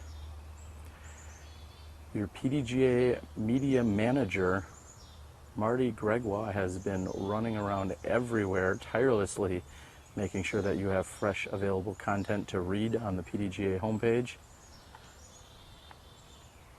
as well as helping the live tweeting and scoring for so many of our volunteers. He's been coordinating that effort all week.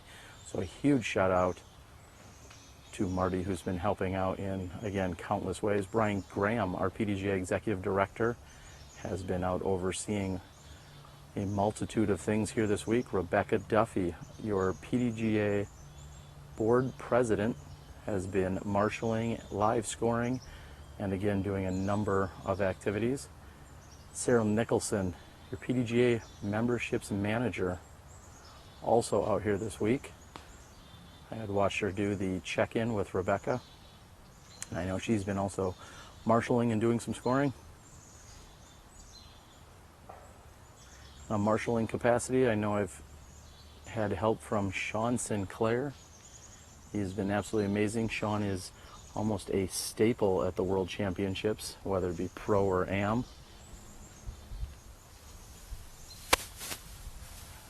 Big shout out to Sean Sinclair, who's been, again, a help in so many ways. Your tournament director, Michael Snelson, has been running around. I'm not sure he's had any sleep this week, as most World's tournament directors don't. And they are getting the nod here on hole number 10. I'd like to send a big thanks again to our friends over at Legacy Disc for helping getting SmashBoxx off the ground, making your week-long live coverage here at the Amateur World Championships a possibility. Without them, we would not be here this week, as well as our awesome supporters and helpers over at the PDGA. Sandy Point Resort and Disc Golf Ranch, that is Mike and Michelle Cousins in northern Wisconsin. And our friend Miles Parkhill over at Paragon Disc Golf. He'll be helping provide copter coverage throughout the rest of our live broadcasting here. We see Jordan Castro coming in straight at us and literally skipping just a few feet past us. He has set himself up in a nearly perfect position here on hole number 10. This is a hyzer shot off the tee. They can navigate around the early trees. They're looking to actually land exactly where Jordan had just landed.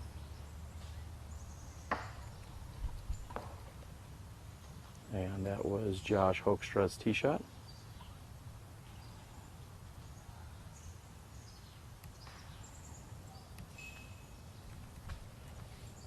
Looking to get the full flight pattern out of the disc, we see Cody Greenfield going with a forehand shot. Cody hoping to turn his disc over, and then at the end of the flight have it simply fade out. That's the advantage of going with a forehand here. However, he has hit an early tree.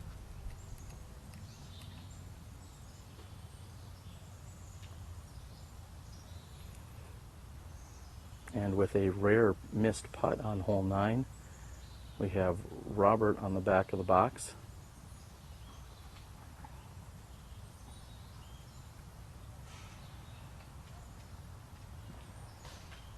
And he hits, we'll say, a tree halfway up the fairway from where he was aiming. He's got a little bit of work to do. Jordan has placed himself in a nearly perfect position to get up and down for a 3 here on hole number 10.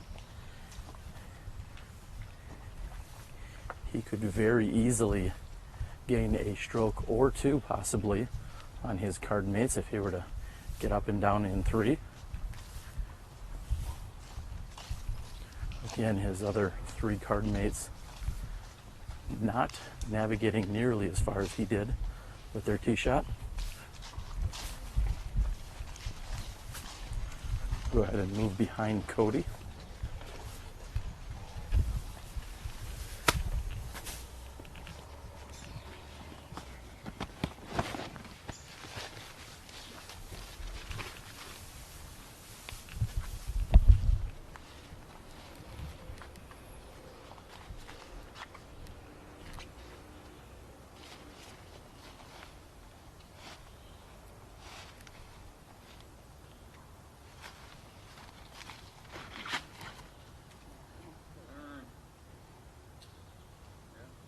And Cody getting a full flight out of that disc, a very nice shot. Hugging the left-hand side, but staying clean. And speaking of our PDGA staff, I have been informed by Marty Gregoire that Como Park parking is very, very limited. They are running shuttle buses every 5 minutes. So if you can find a way to hop on that, that would be a preferred method to get to the park. It's a very busy park.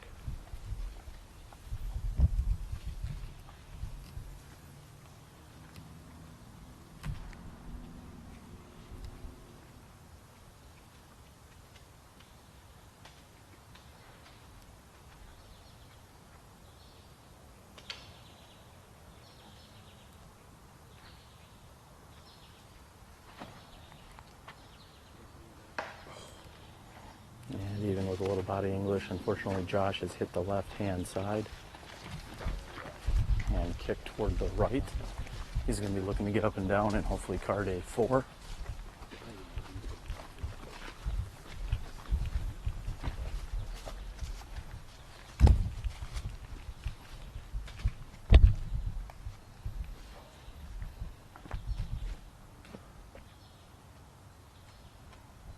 Robert checking out his line here.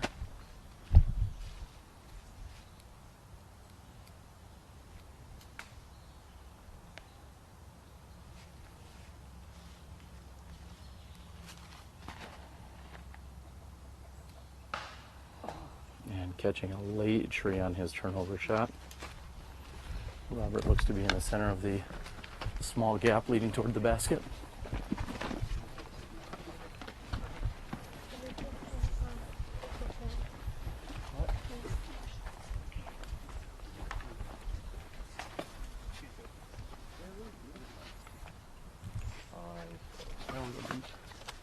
Gotta make the hole that we go.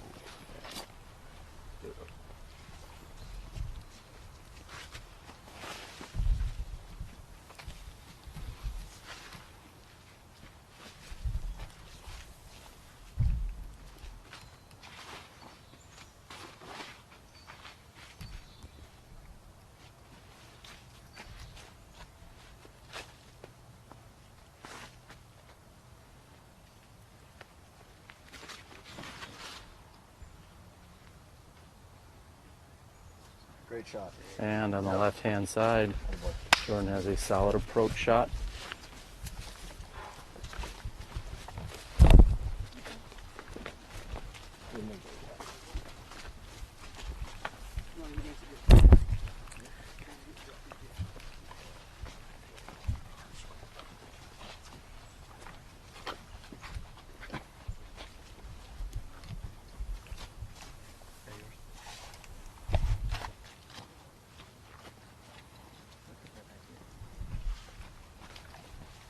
And players are confirming as to who's out. It looks like Josh is actually going to be next to throw.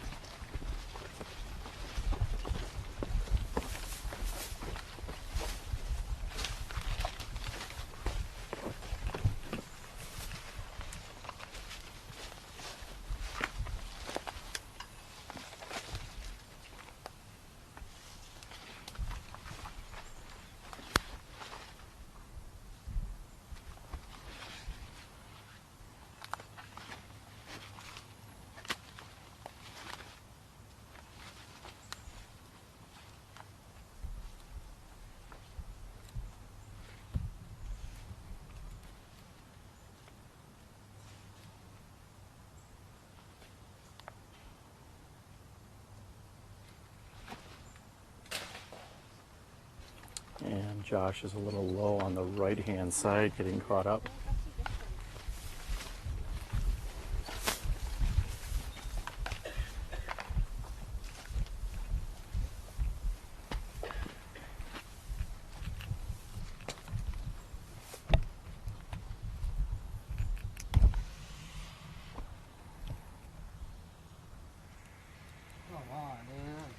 And Robert's forehand is wide and right.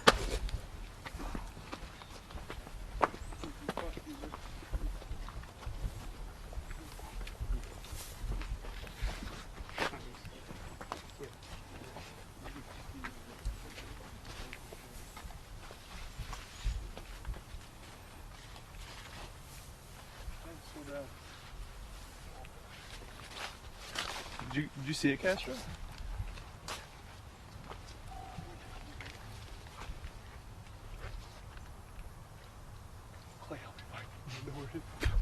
And we're looking for Josh's throw. And we have located his Z zone. No, I did not stutter. It is in fact a Z zone.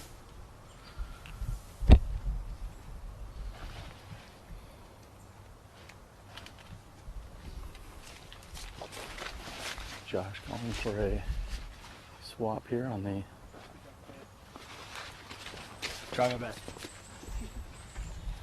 equipment.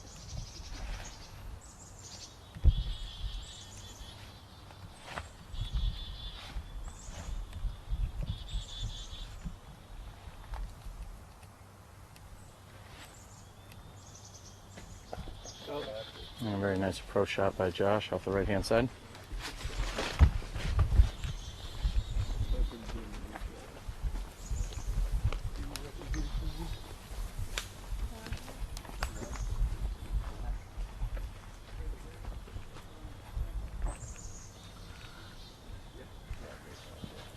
And again, we will back up.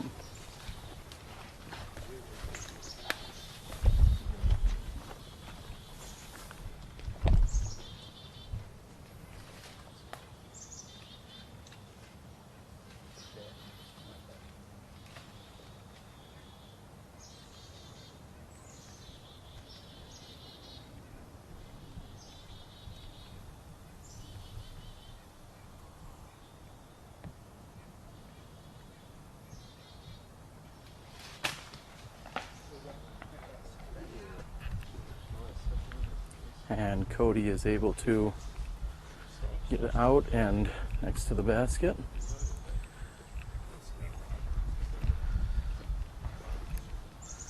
This will be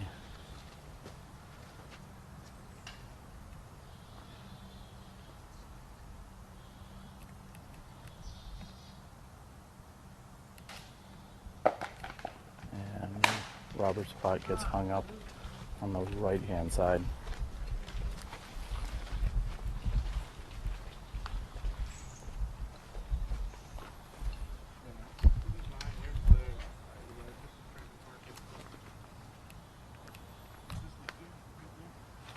Love it. Love it. Love it too. Me too.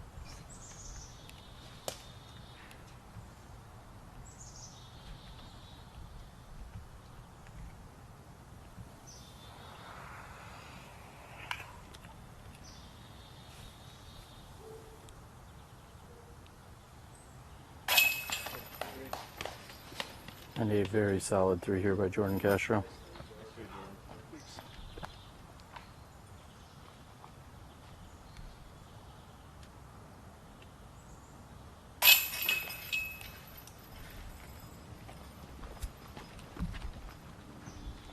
Josh is in. Robert will be tapping out here in just a moment. Full 10 playing every bit as challenging as we expected, hence the backup. We're going to take a brief walk. We're going to move over to hole number 11. You're watching the 2014 Amateur Disc Golf World Championships on SmashBoxxTV.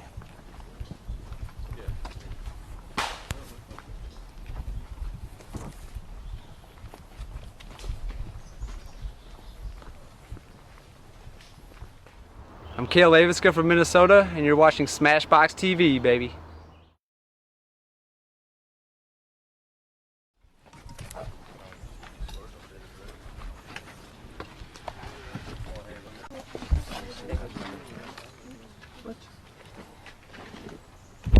Number 10, Robert. I took a 5. Cody. Jordan. 3.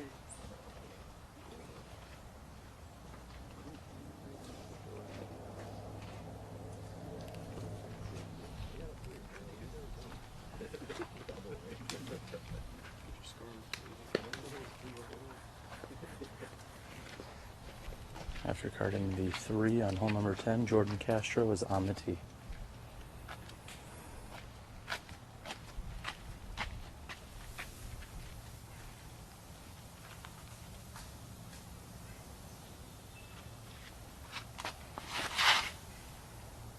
There you go.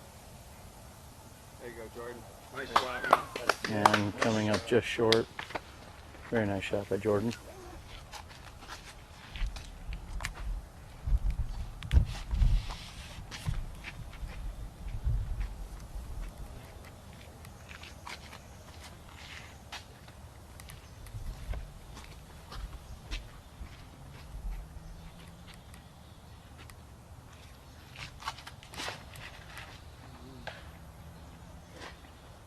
And Cody has pulled his to the right.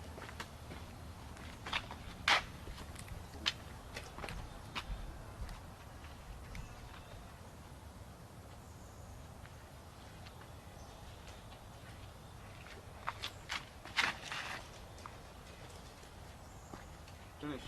And a very nice shot by Josh.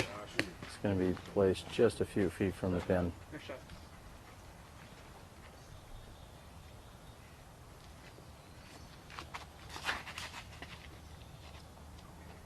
And also throwing a very nice shot. Robert is going to be also within 10 feet of the pin.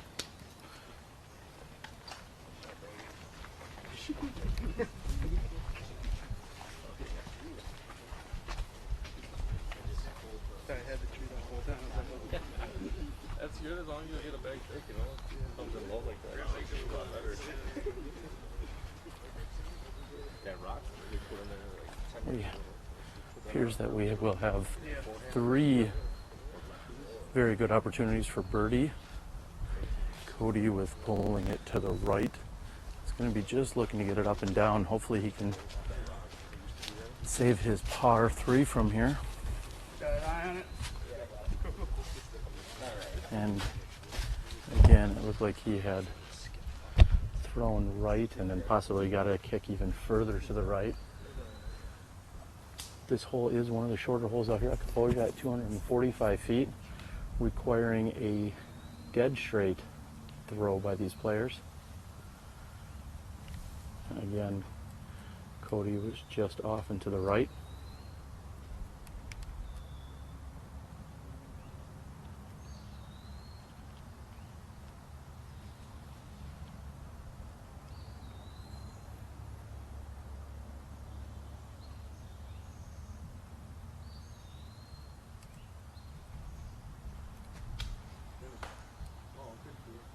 Nice. And Cody gets a good kick from the tree on the left-hand side. He's within 10 feet of the pin.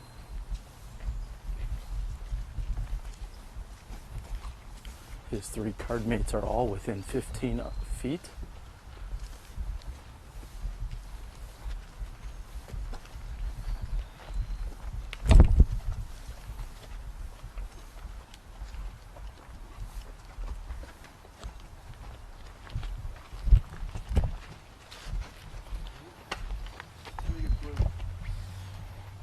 Then I'll go, then you guys can finish.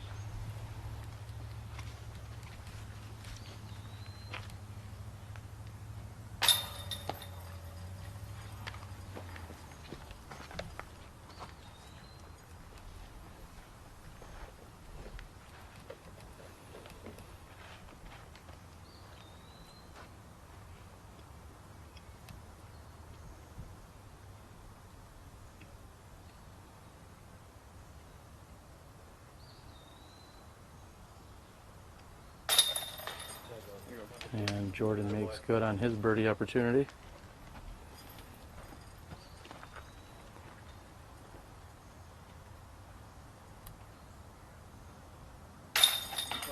And Robert cleans up for his birdie 2.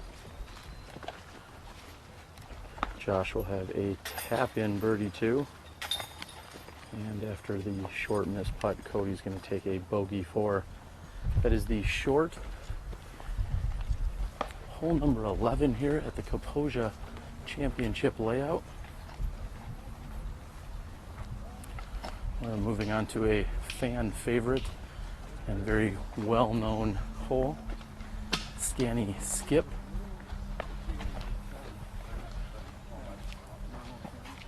Relatively short hole where players, well, as you can imagine, are able to skip to the basket after coming in short. They've got the right angle.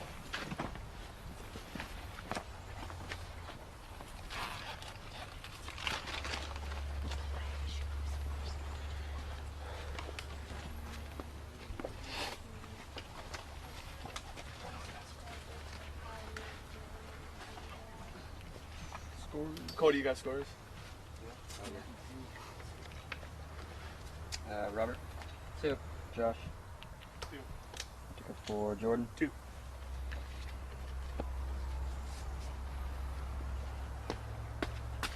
Hole number 12, 245 feet, Scanny Skip.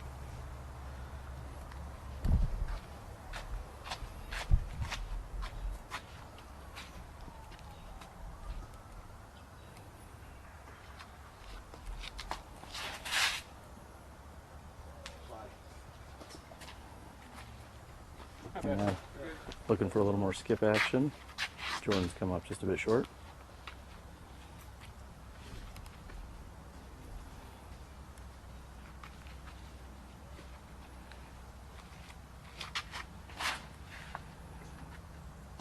And Josh throwing a Z Buzz, which carried off to the right hand side. There is OB to the right.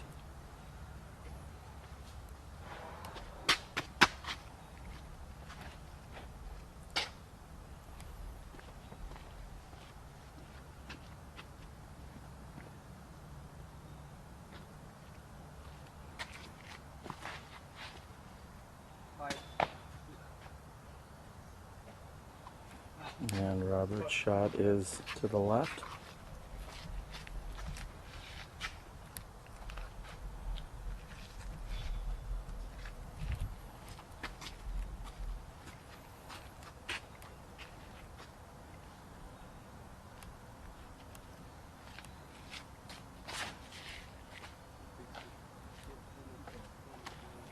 And playing a little bit of the skip.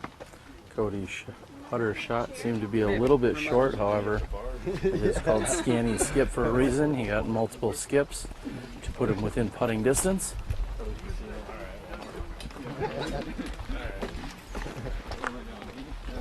Actually, one more shoe. Again, this is one of the more fun and memorable holes. Correct that it is not by any means the most challenging out here at Kaposia, but certainly one that I remember playing for many, many years.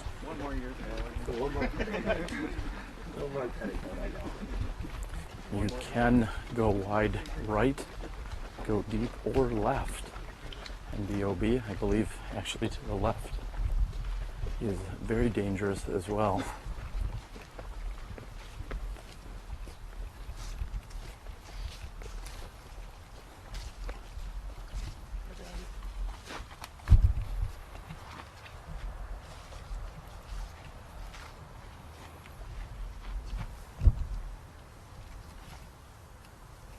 Josh? I don't know. All right, I'll go.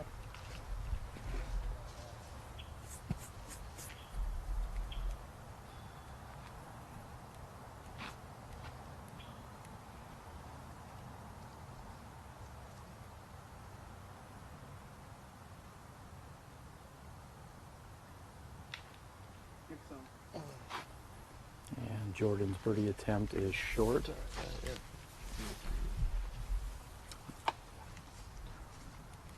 Putting from just beyond the basket on the right-hand side is Josh Hoekstra. This is his birdie opportunity.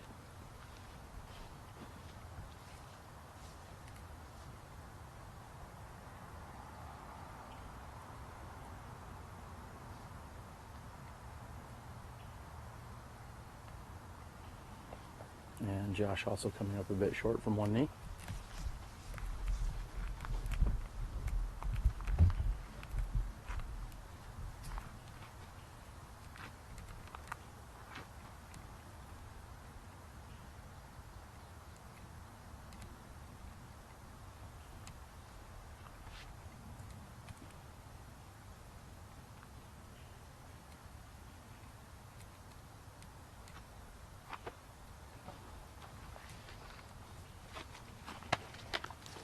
And Cody's hyzer putt is wide right. Looking to card the only birdie here is Robert.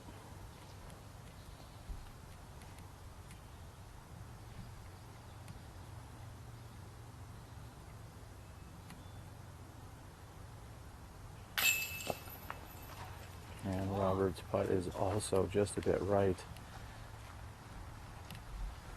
These players have been through a long, grueling week. Again, we are on our 7th round for these competitors, plus practice rounds.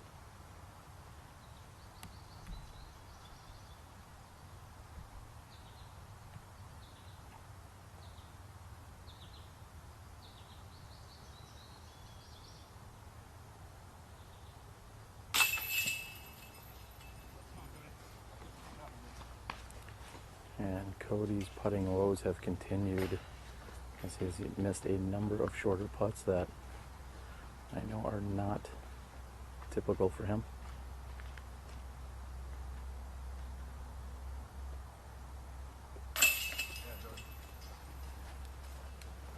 Scanny Skip playing 1 over for these competitors here on this leader card. Very uncharacteristic of this 245-foot downhill. We have a little bit of a longer walk down to the 13th hole here at the Kaposia Championship layout. We're going to stand down for just a few moments. Again, I'm Terry Miller, Disc Golf Guy, and you're watching SmashBoxxTV, live coverage brought to you exclusively by Legacy Disc. I'm Jay Redding, and you're watching the 2014 Amateur World Championship live on SmashBoxxTV.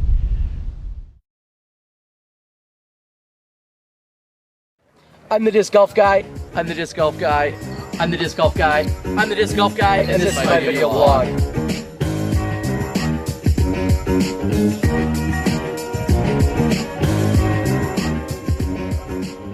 I'm the Disc Golf Guy, and this is my video blog. Today we are at the 19th Hole Pro Shop here in Sylmar, California. I'm joined by one of the Legacy co-owners in Steve Rico. Steve, we're talking new discs today. What do you got for us? Well, we'll start with the Bandit first. It's a Speed 9 driver that we just came out with. It's great for like low flip-up shots. You can throw and bend it around corners, throw rollers with it. Really neutral disc. It's very fast, has a lot of glide, and I think the whole world's going to really like it. Yeah, I saw you throwing in the field as they're watching. There's a lot of things that you can do with it. And if you have too much power, maybe you just need to lay off it a little bit, but you can really control it to do whatever you want. Yeah, I throw it mainly with a fan grip, so I'm not powering it over too much, but it's really nice for like flip-up shots, you know, through the woods. And like I said, you can throw long rollers with it. It's got a lot of glide, so I know a lot of people really like the glide that it has. Good. And now we're going to move on to a little bit slower speed. We're moving over to the gauge, and I say slower, but not by much. Tell us all about that. It's our newest mid-range out. It's really nice, got a good feel to it. It comes out of the hand really smooth and clean. And this disc will hold any line you put it on. You can throw it straight, you can bend it right, you can hyzer it. It pretty much will do anything, whatever angle leaves your hand, it'll hold that line throughout the whole flight. And now we're seeing both of these plastics. When you come out with them, which style of plastic should I say did they come in? They're both in Icon right now. Pretty soon they'll be in Pinnacle, and then we'll move on to PDGA and XL and those lines later on next year. And it's smaller driver, so it's probably about a 174, 175 max weight, and then on the gauge, a little bit larger diameter. You're talking 180 grams max weight, Correct. right? Yeah. Okay. Is there anything else anyone should know about these two discs that just hit the market?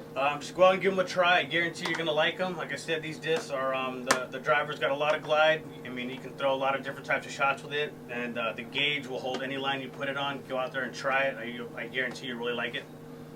All right. Well, with that being said, this is our new product segment. We got great new discs here by Legacy. Steve Rico, Terry Miller, the disc golf guy, and as always, play with confidence.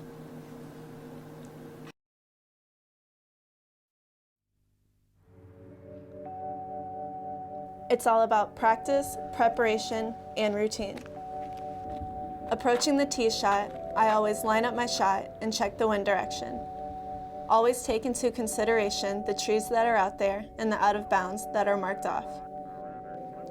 I try to keep everything slow on my run up and build momentum as I get to the end of the tee pad. Trust your shot, believe in yourself, let the disc do the work.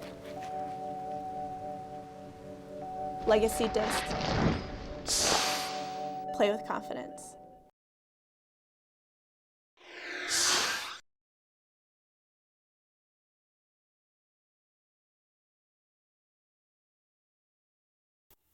Hi, I'm Bomba Rico with Legacy Discs, and we are proud to bring you live coverage of the 2014 Amateur World Championships.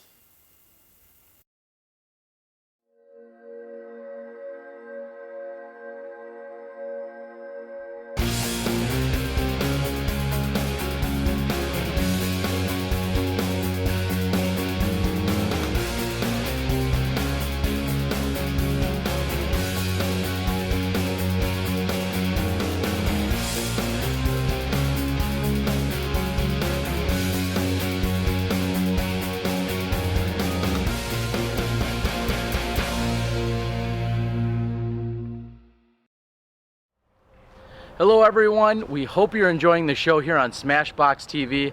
I'm Terry Miller, the disc golf guy, and our show would not be possible without the amazing help and support and sponsors that we have. First and foremost this week, Legacy Discs. That's right, Legacy Discs out of California, Silmar, California. Bomba, Steve, Freddie, Steve, all the guys over there, amazing support. Thank you guys.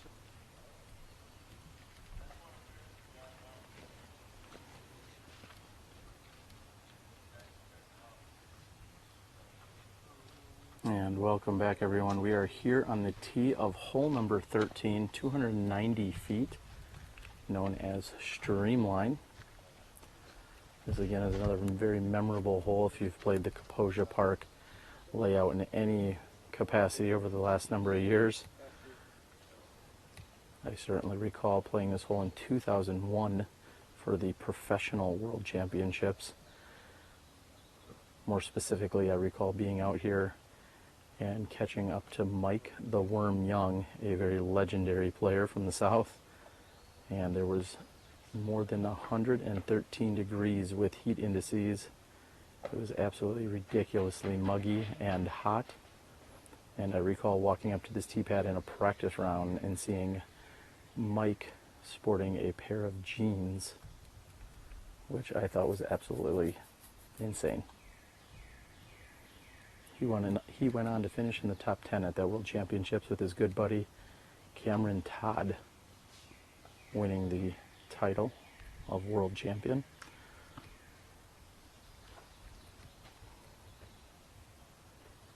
Looks like we have spotter and volunteer extraordinaire, also the volunteer coordinator in Don Tickner. Don Tickner from Wisconsin. We're going to wait. These gentlemen will be throwing their putts in just a few moments, and we'll be right back.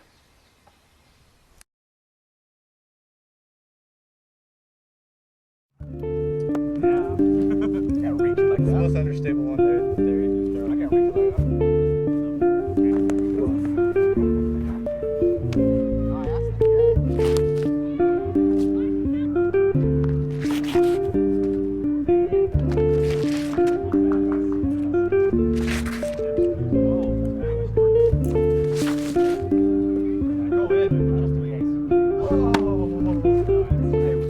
And a solid putt from the right hand side.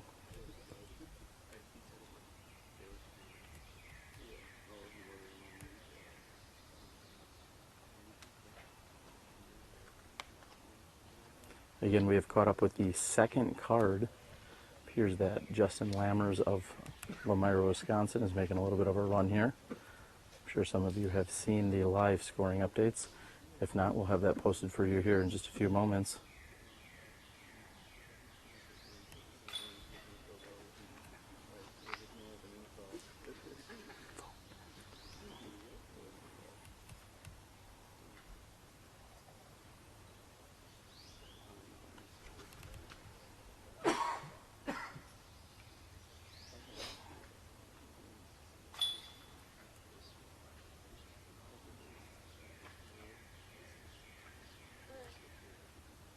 As you can see by our live scoring, that this race has actually gotten even tighter since the beginning of the round. Through 12 complete holes, we see Jordan Castro, Robert Smith, Andrew Nava all sitting at negative 44.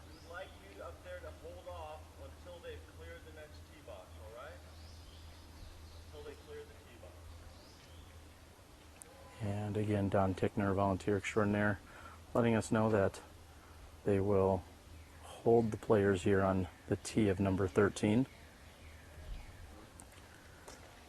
13's basket and 14's tee are relatively close to one another, so a long tee shot here on 13 could certainly disrupt a tee shot on 14.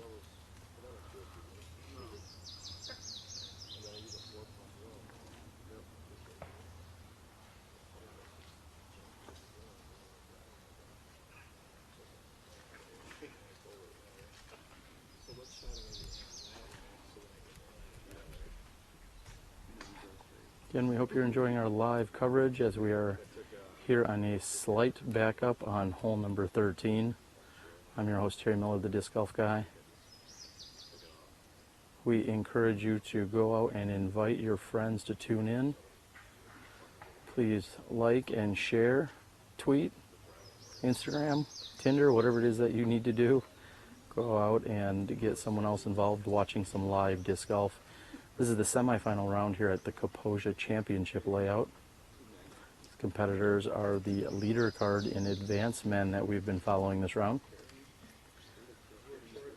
Top 4 competitors after the completion of this round will move into the final 4 found over at Como Park.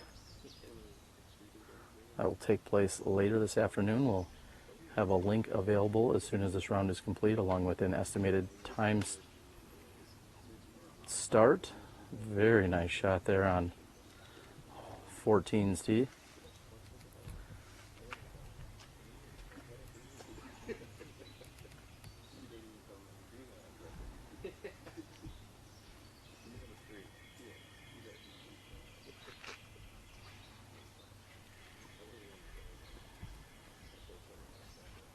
Some of our other competitors are starting their final 9 here momentarily.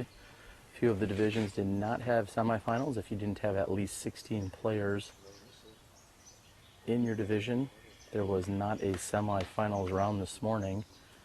So I know some of these smaller divisions, as in your senior grandmaster women, your junior boys, your junior girls, under 13, some of those smaller divisions did not have a semifinals, and they'll simply move over to the finals, again taking place at Como Park, just outside of downtown.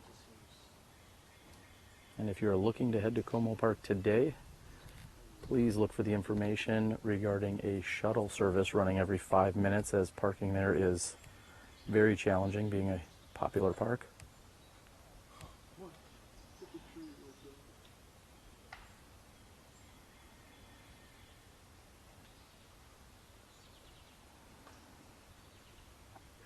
And here are the flags from Don Tickner signifying our players can get at it. We're here at 290 foot downhill, number 13.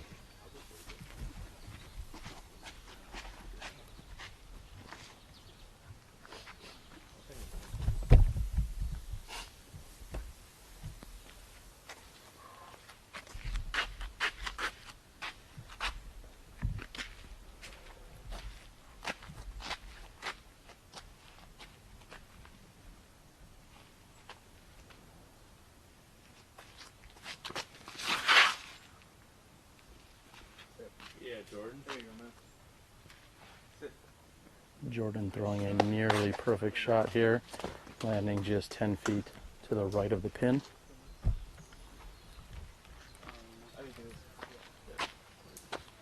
Next on the tee, Josh Hoekstra.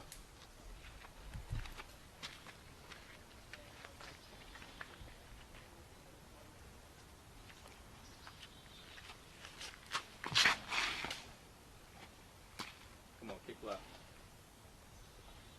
And Josh's shot is on the right-hand side.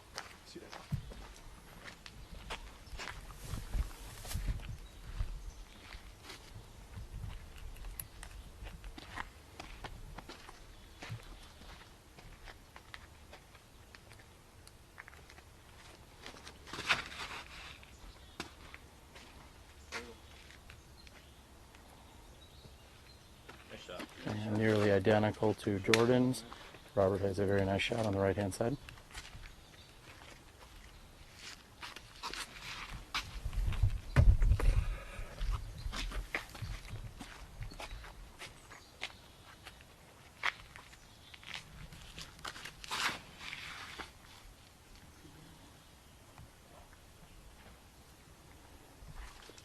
And Cody has turned over and is on the right.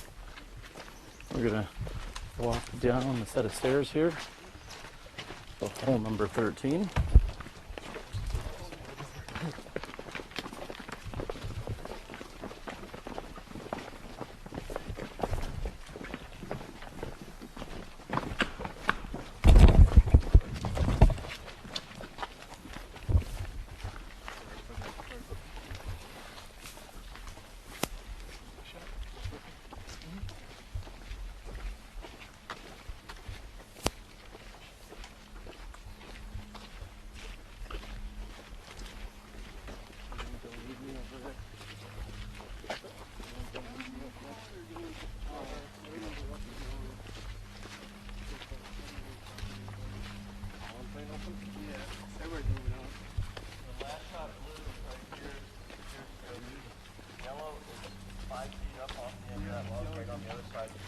Had any of the players gone out of bounds, this would in fact be the drop zone that they would throw from.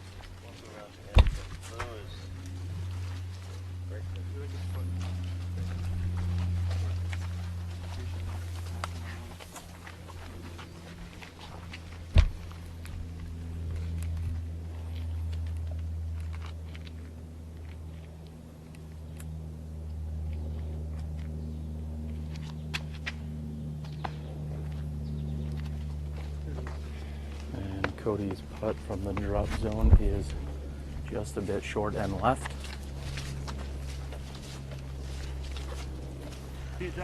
Cody was in fact out of bounds.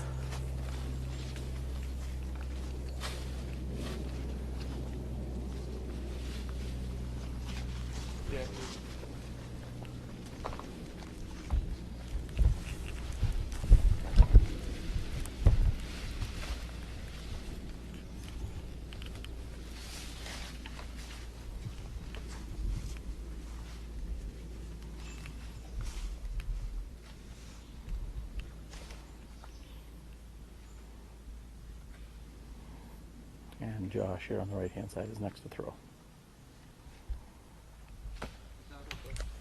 I got you, Cody. Awesome.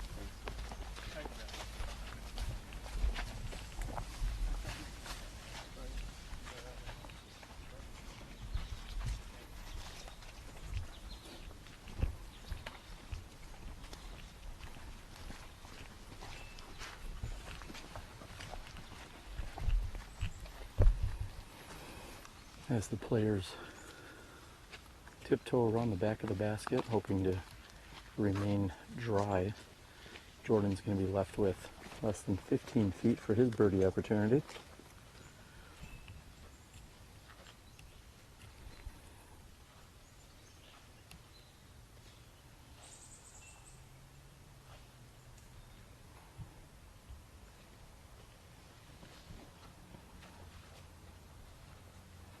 And Jordan possibly opting for a different stance here.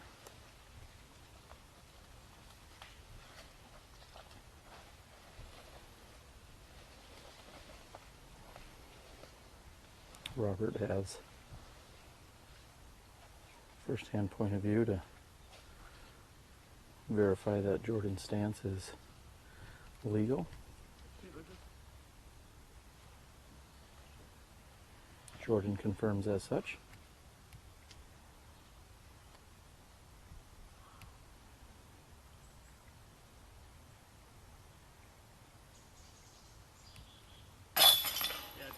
And Jordan converts on the birdie too.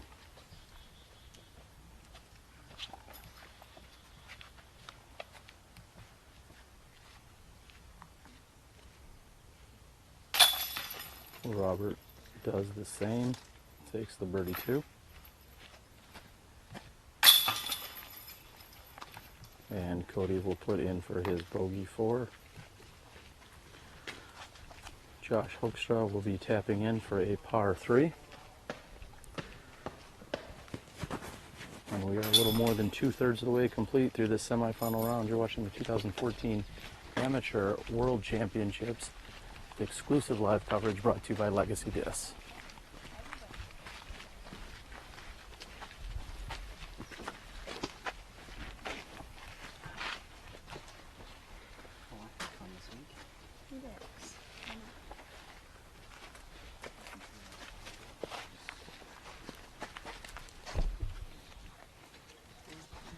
These competitors are playing hole number 14, measuring in at 345 feet, however, playing probably closer to 450 to 500 feet as it is essentially straight up this hill.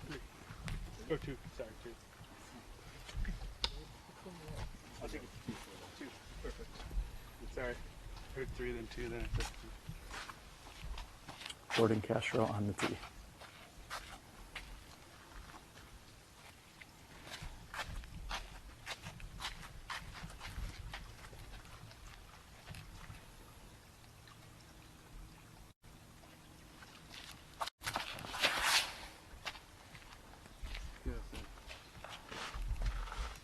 And Jordan's Gold Line Havoc hits the right-hand side and kicks to the left.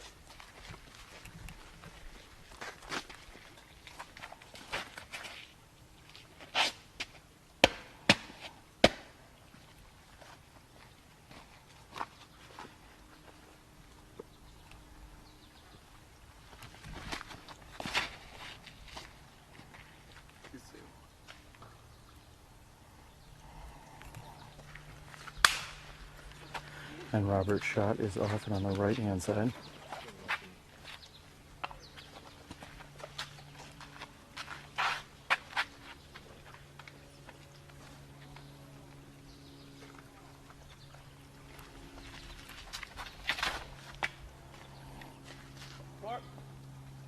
And Josh has turned over his drive early on the right-hand side.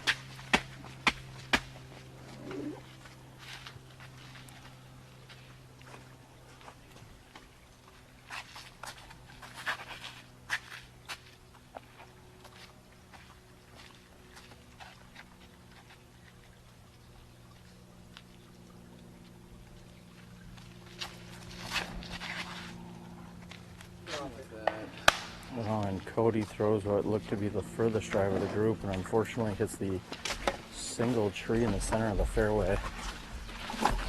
That was definitely the nicest looking line in the group, unfortunately just at that tree. Otherwise that was a very nice looking shot.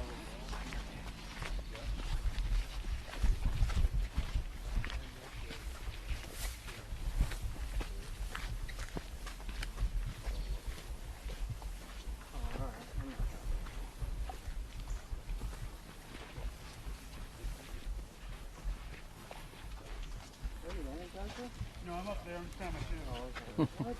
Clarification. Jordan simply tying his shoe. Great thing to be doing here in your semifinals. Make sure you're all laced up. Yeah, buddy.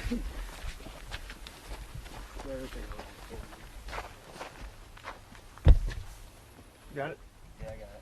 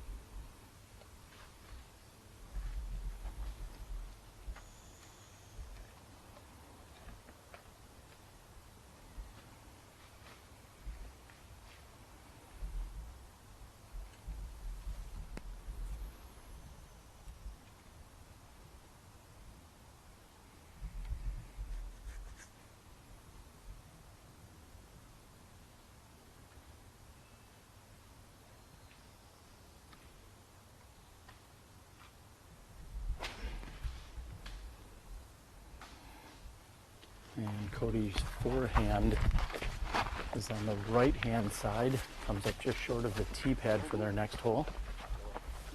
Very difficult lie for him to begin.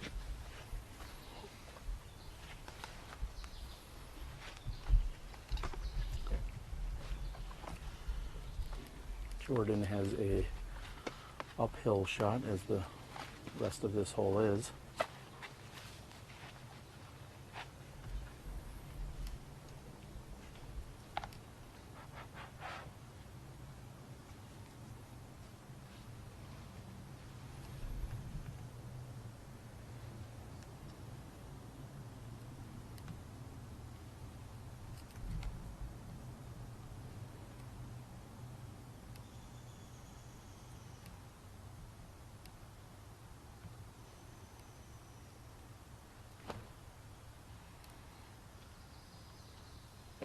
And Jordan's forehand attempt hyzers out on the right.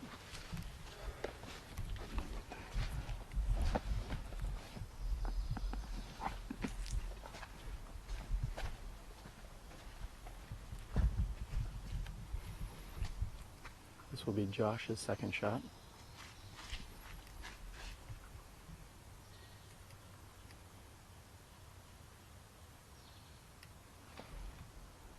Great shot.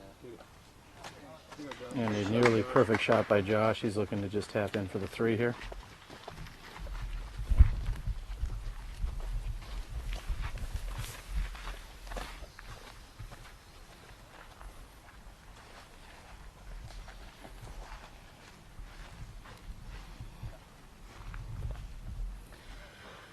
And Robert, with a little frustration after that drive, he thought he had a very nice drive. Unfortunately, it had kicked off into the right. So he's got a little bit of work to do here.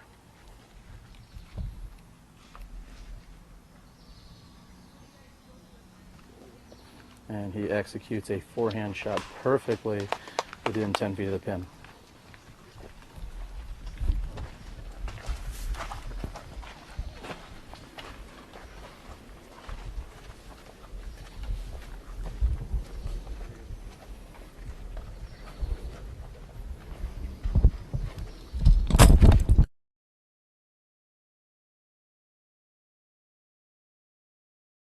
I'm the disc golf guy. I'm the disc golf guy. I'm the disc golf guy. I'm the disc golf guy. And this is my video vlog.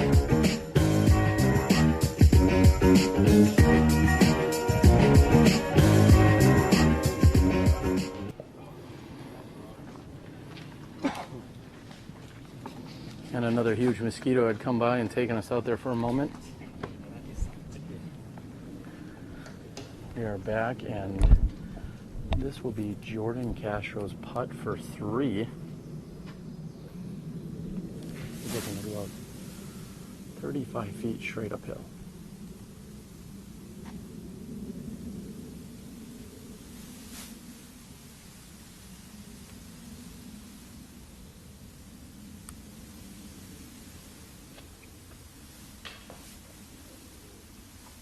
And he's, although he did miss, he is definitely happy that it sat down. Robert getting a little cardio in here, hustling up to the basket.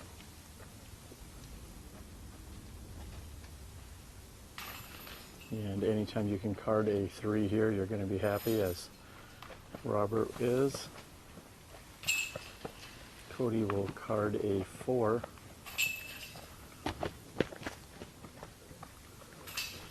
I believe that is Josh for 3 and Castro for 4. Going to be a slight delay here on hole number 15 at the Kaposia Gold layout. I'm going to stand down for just a moment, see what this course has to offer. Hello everyone, and welcome to our Course Maintenance Minute. I'm here on hole 20 at Kaposia Park, and I wanted to talk about what I say is a standard in disc golf tee pads. For starters, we are raised up. We have a wall right here. The ground is very uneven here, so they've built up a wall just so that we could get to a nice level surface. Then, on top of that, as we move on down, well, we'll call it a driveway basically, they have plenty of concrete here. Looks to be at least 6 to 8 feet wide. And then we come all the way up here. We will bring you along this nice long This might almost be too much concrete. We'll bring you all the way over. Again, another retaining wall over here. This helps with erosion control, and it lets it so that dirt and other things don't get onto the tee pad, and so that the tee pad stays in place. And then last but not least, they have a nice finishing touch here, which some would call a fault or a foot fault line. And what that means is, if you are standing on top of this red line when you release your disc, you have actually foot faulted. So you don't run all the way up to the edge as it shows here. You really need to run up to this spot. So you need to play as if this spot was the edge of the tee pad. This is simply for you to be able to fall over. And what's great about that is that also reduces erosion in front of the tee pad. Many of you go out to a course and you see a big dirt spot in front of your tee pad. Well, when you have a foot fault area here and then it's blocked off, then you're not going to have that big dirt spot right in front of the tee pad. So, hole 20, very unique hole, very unique tee pad situation out here. An enormous tee, retaining wall, wall on the back, nice and level, lots of concrete, and there you have it. So, I'm Terry Miller, the Disc Golf Guy, and that is your Course Maintenance Minute. Hello everyone. And the spotter is giving us just the hold up, which I'm sure won't be for much longer. Again, with a par 5, these players will be able to throw, even though the second card has not completed the hole.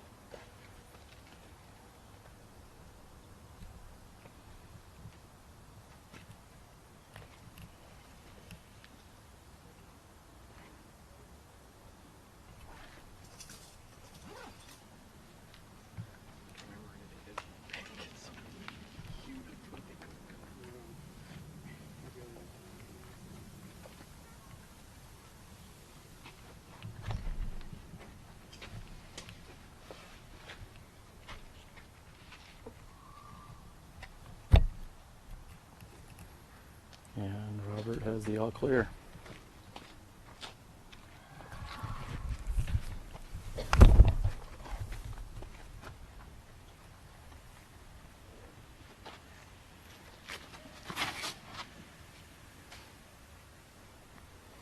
And what looks to be a very nice looking shot up and to the left. Next on the tee, Josh Hoekstra.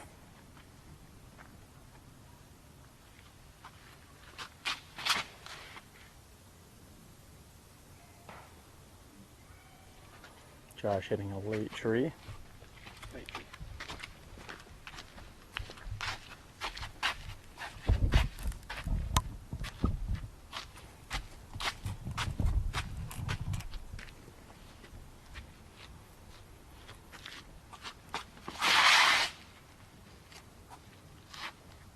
And Jordan also with a clean shot. He's going to be happy with that.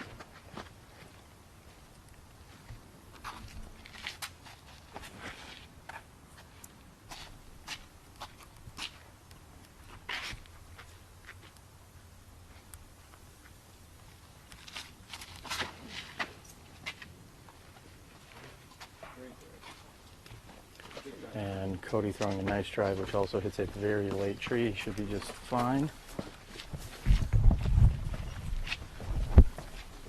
We're going to move off this wonderful tee pad and hike up the hill. Again, hole number 15, a par 5 measuring in at 650 feet.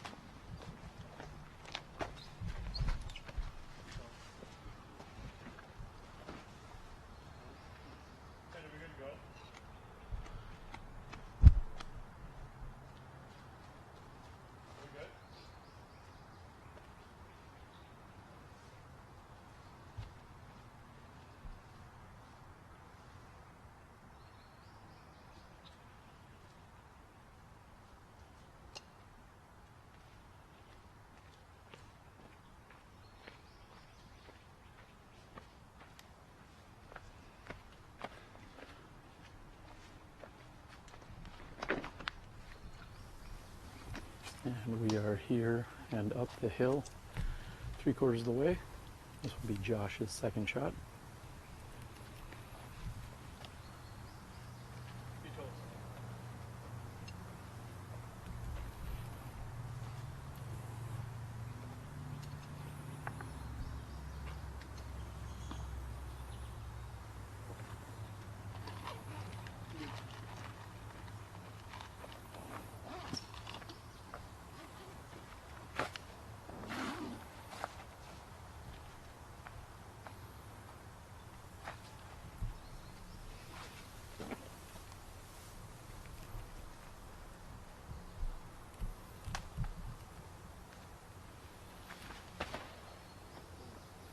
And Josh opting for a forehand roller.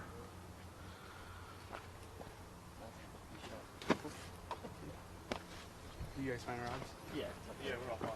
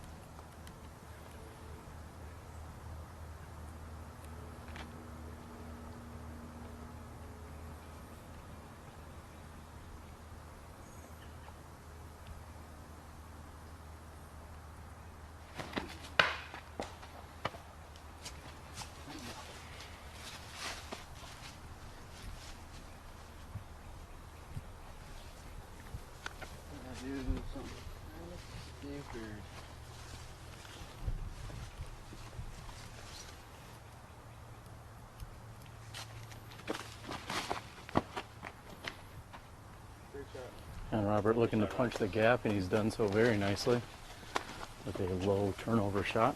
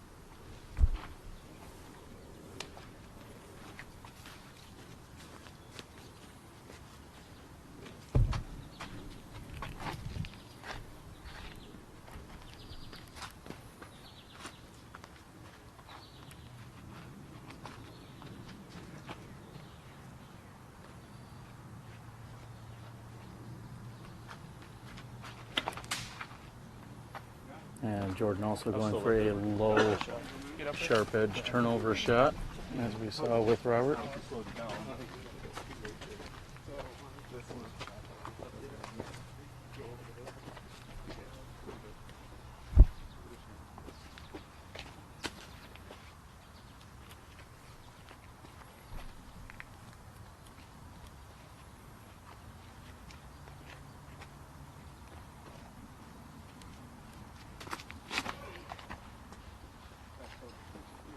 A very powerful forehand out and around by Cody.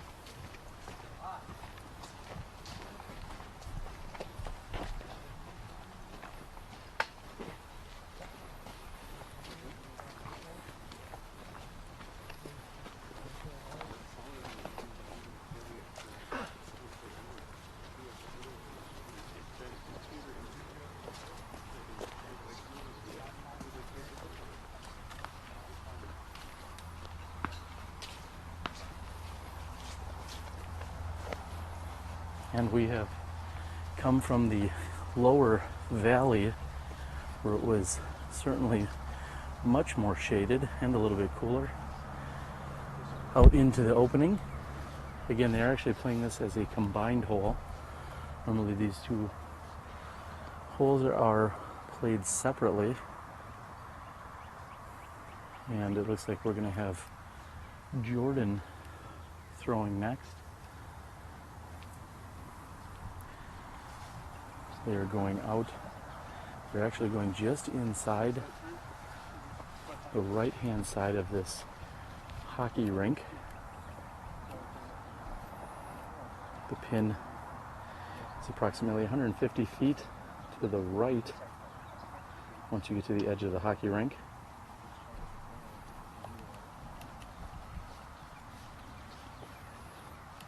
Jordan lining up a forehand shot.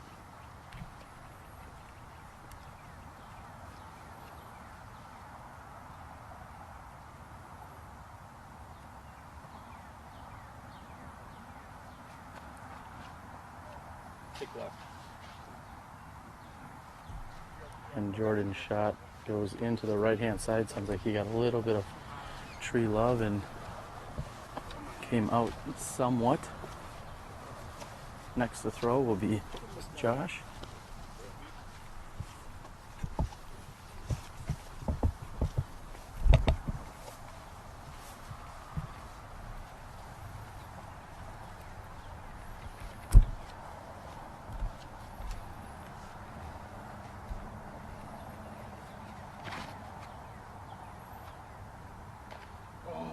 And Josh narrowly filters through the trees. That rink is in fact out of bounds if the players were to land in there. Did mine stay up there? Josh?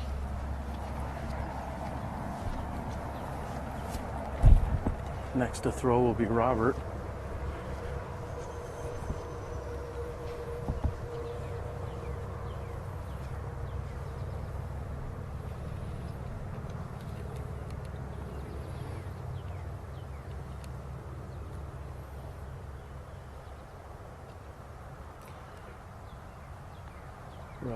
Robert looks to be lining up a forehand and gets caught up by the long grass. He was really looking for a little bit of skip. However, the grass is just a bit too long. He was stopped almost immediately.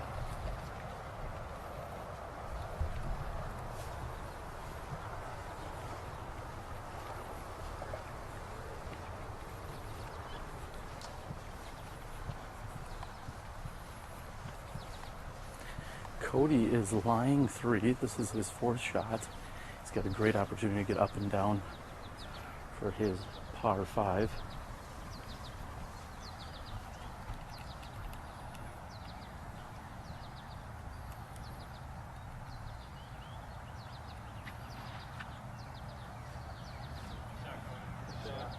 And he is approached to within 15 feet of the pin. Very nice shot by Cody.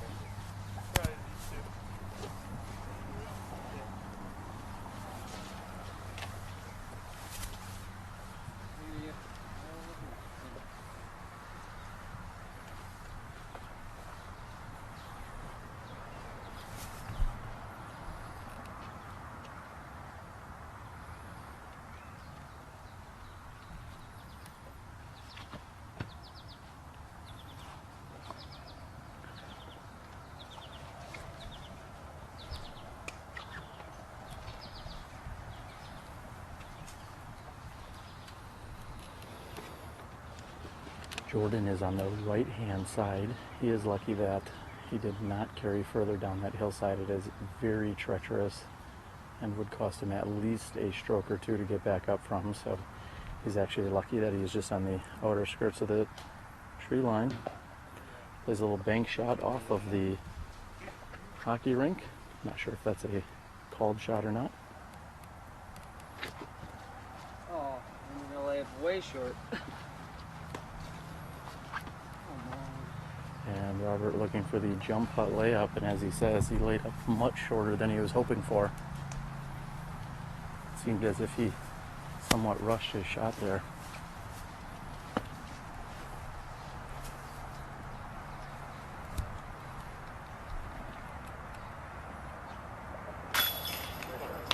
And he makes a solid putt from at least 28 feet. Made up for that slightly short approach.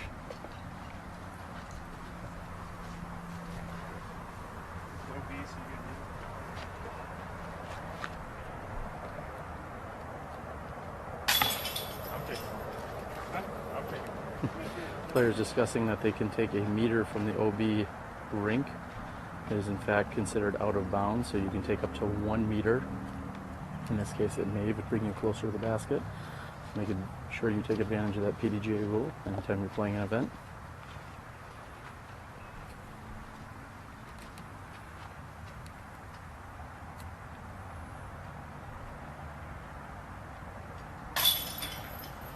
And no problems for Jordan.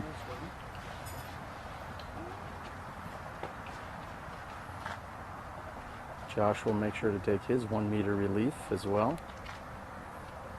1 meter being just about 3 feet, depending on how big your shoe size is.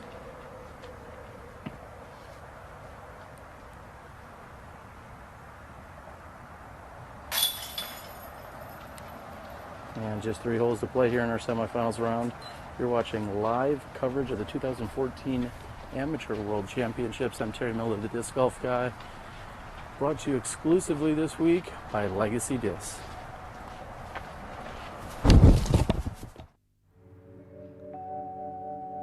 It's all about practice, preparation, and routine. Approaching the tee shot, I always line up my shot and check the wind direction.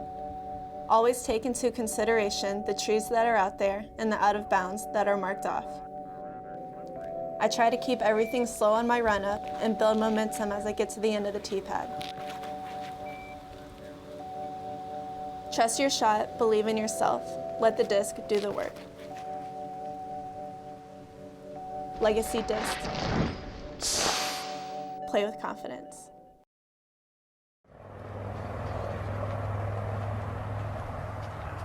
All 4 players with a 5 on the previous hole.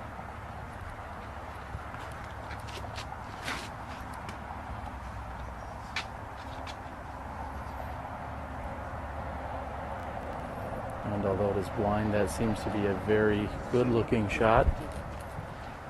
I was waiting on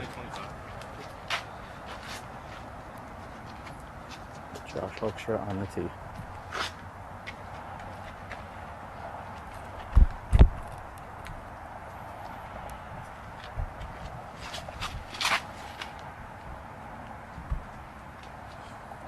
And Josh a little higher. Seems as if you got the nose up possibly. That's going to be short and left.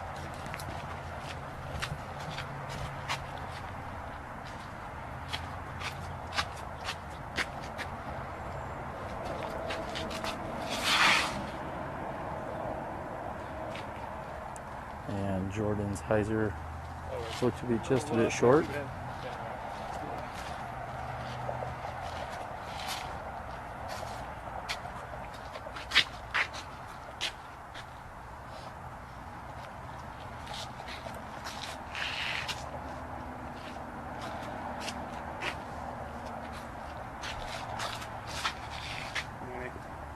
One time, baby. Get some.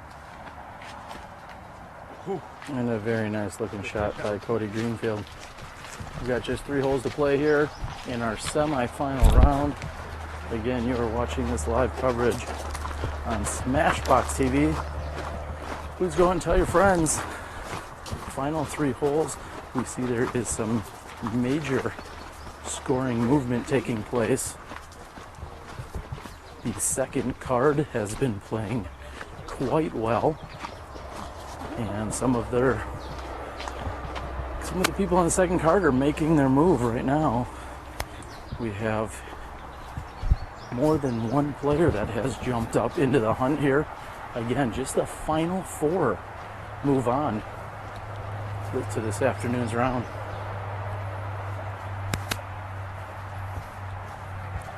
This is a very highly contested World Championships. It has been a battle throughout. This is in fact their 6th, this afternoon will be their 6th different course in 5 days for any of the players that make it that far.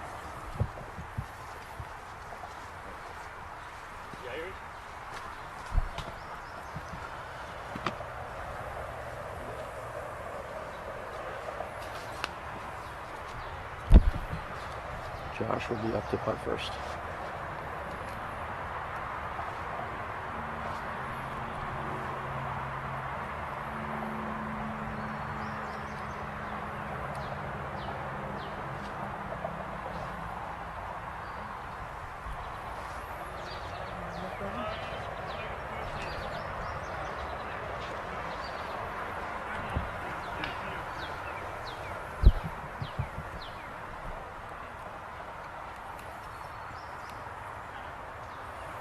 And Robert trying to get final confirmation as to exactly where he is. Looks like he is within 25 feet of the pin. He's going to be putting straight uphill at the basket.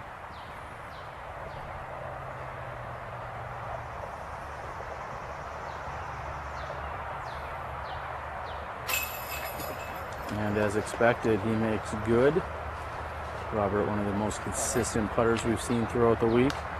And of course, everyone at home should know that putting wins world championships.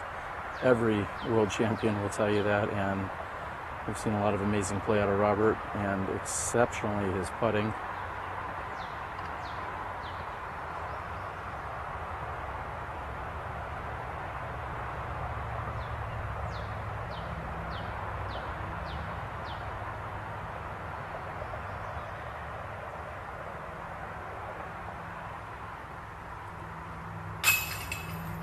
And there is a solid putt for birdie 2.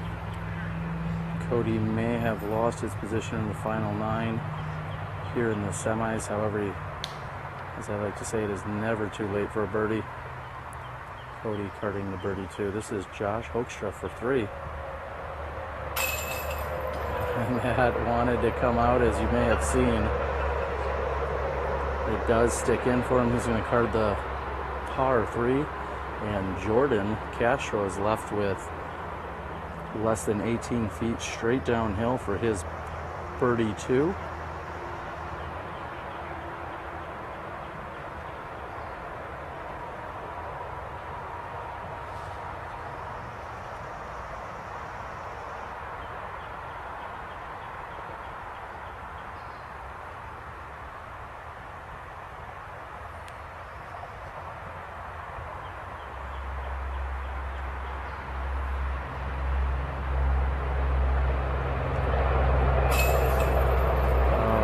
Somehow the basket rejects Jordan's 18-footer. I'm not sure how that came out.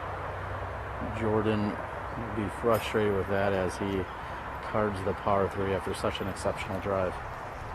We're going to take a brief walk over here to hole number 17. The drama continues. And again, we are so excited that so many of you are out there. I mentioned all of our amazing PDGA staff. I'd like to thank Alan Kane, who also served some time with the PDGA. We know he's tuned in and watching. Steve Gans from the PDGA, our IT coordinator and manager, who has made so many amazing improvements to the website and beyond. We know Steve is watching from afar, and he's been just a phenomenal help throughout the entire week, really helping get all of the world's information out to all of these players, working in conjunction with Marty Gregoire. It's been truly a monstrous group effort by so many people. And of course, I have to thank Johnny V back at the controls, giving you all of the other off-the-course details behind the scenes for us. Ready, Jordan?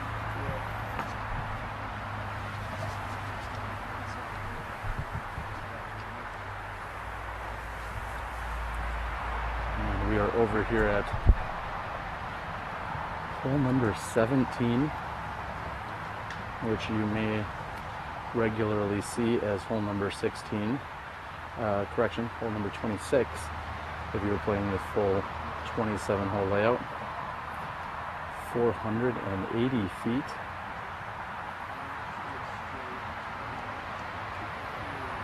We will be back this afternoon, bringing you some action from the final 9 over at Como Park. We're going to attempt to get as many divisions as we can.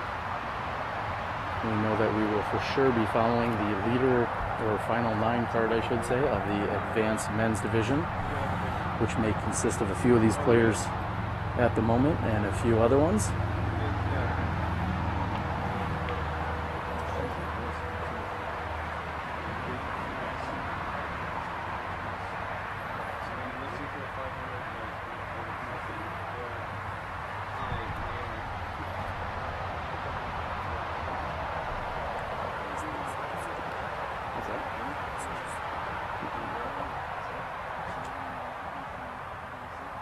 And we can see our second card throwing their approach shots, or maybe even their second drive, so to speak.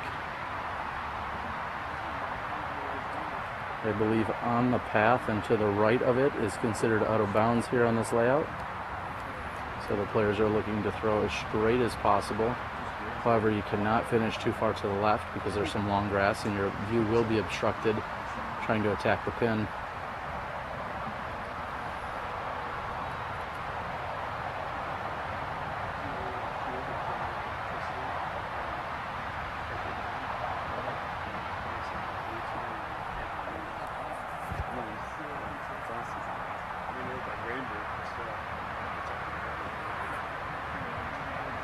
And again, we're watching our second card. Some of those competitors may be joining us this afternoon. We've seen that Justin Lammers has been playing very well. A few of the other competitors, they have holes 17, 18, and 1 to complete. Here on our leader card, we just have holes 17 and 18. If you want to watch more action on SmashBoxxTV, please subscribe to our channel here on YouTube. Go out and like us on Facebook. Most of our communication will be done that way. Also, please go out and check out Legacy Disc. Please like them on Facebook. Let them know that you appreciate their contributions in order to make this coverage free and live this entire week. Legacy Disc has been a huge supporter of our live broadcasting and a number of supporters throughout the duration of our short career, but Legacy Disc has been by far our largest contributor. So thank you to everyone over at Legacy Disc. They're probably just teeing off for the Summertime Open out in Silmar, California.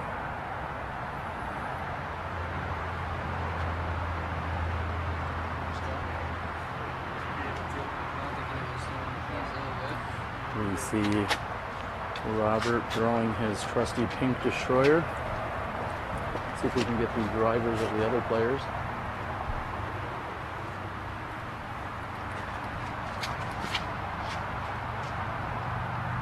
Looking for a little more turnover on that. Cody will be throwing a Prodigy D2.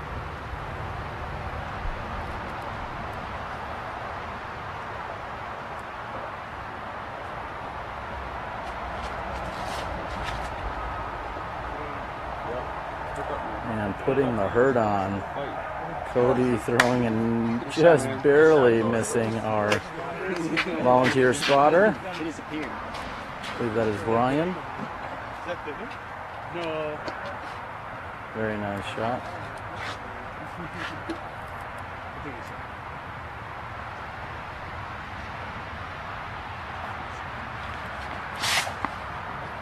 Throwing a turnover forehand is Josh Hoekstra.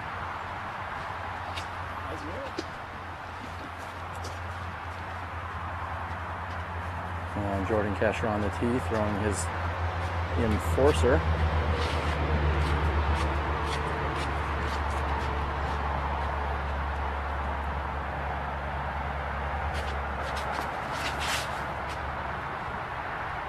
And he's going to look for that to sit in the short grass.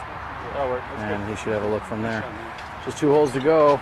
This is your semifinal live coverage here on SmashBoxxTV. I'm Terry Miller, the Disc Golf Guy. This is your 2014 PDGA Amateur World Championships here in the Twin Cities of Minnesota.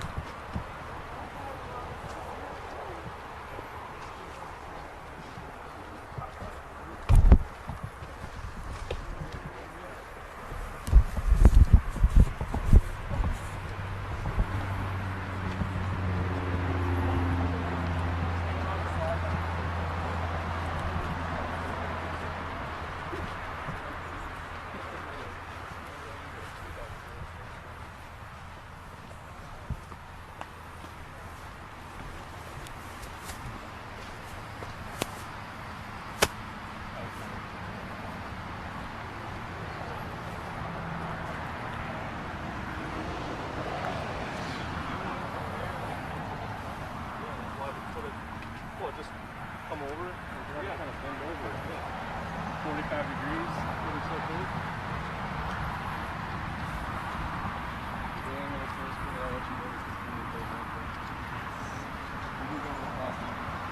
Oh, thank you. As long as I get neighbors.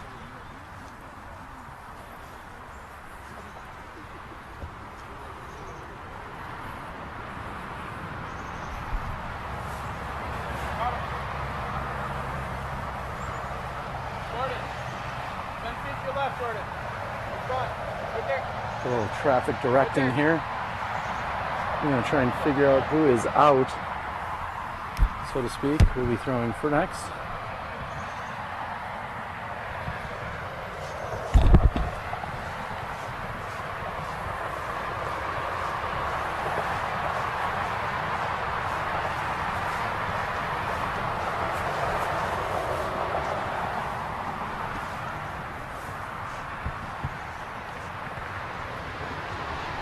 Looks like Robert will have the first throw.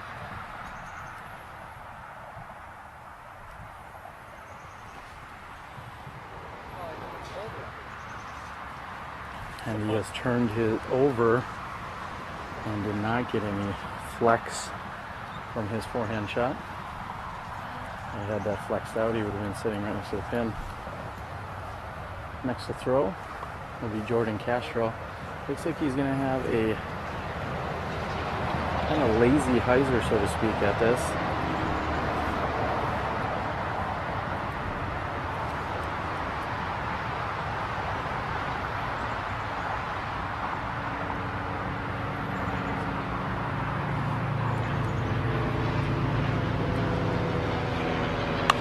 And a nearly perfect shot as he lands just a few feet from the pin.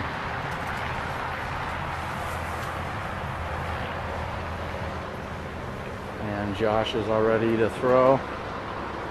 He's going to try and punch through this small island of trees that's on the right hand side. He is short of the OB line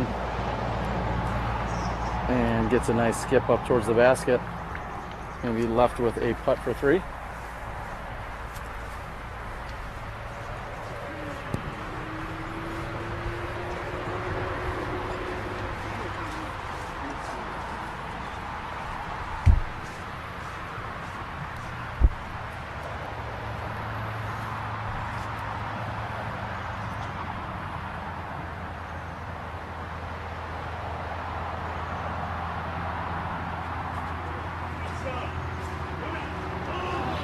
And his card mate's telling him to run after it. And it looked like a very nice run. Almost carding the two here on hole 17, which would be nearly unprecedented for the week. This is Robert for his 3 attempt. And he is left.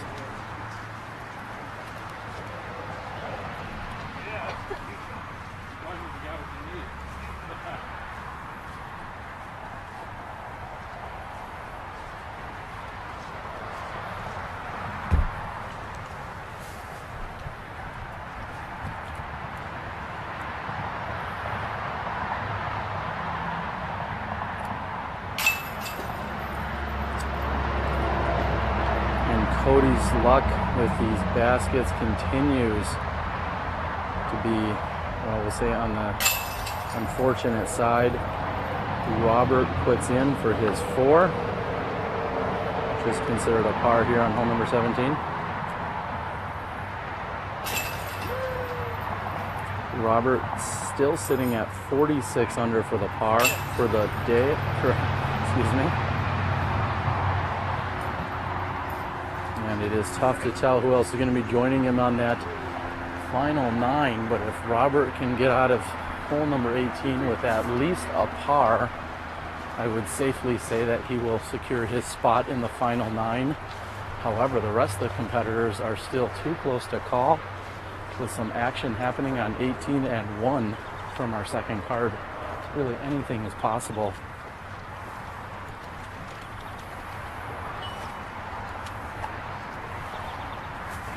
as we make our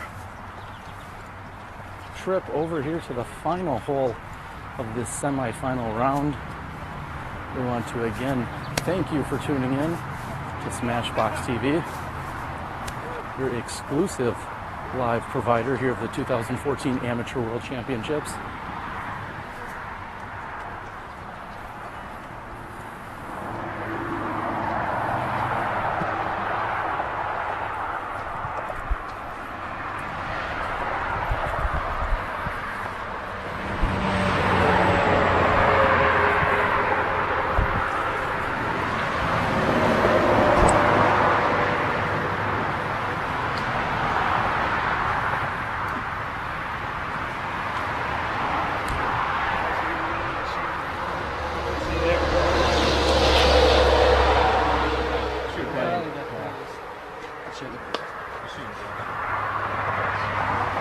As always, buddy. Let's go.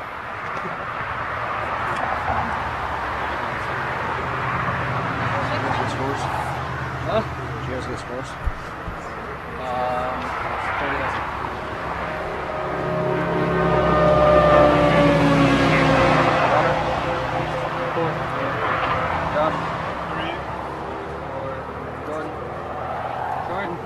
30.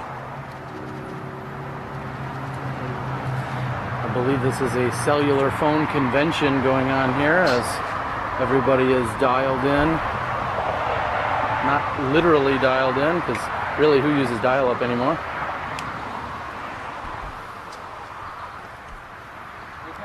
And we are on Goes to. hole number 18, measuring in at 435 feet. This is essentially a huge shot. Normally this hole plays out and to the right.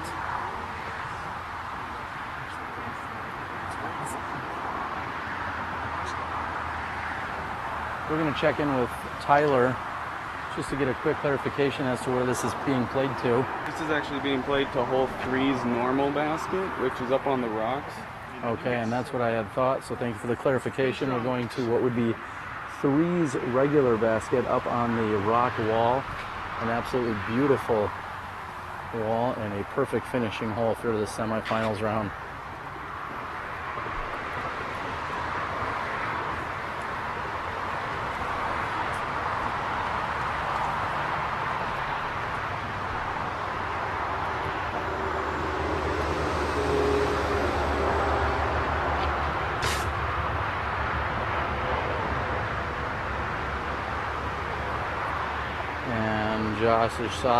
Josh's shot has landed right in the middle.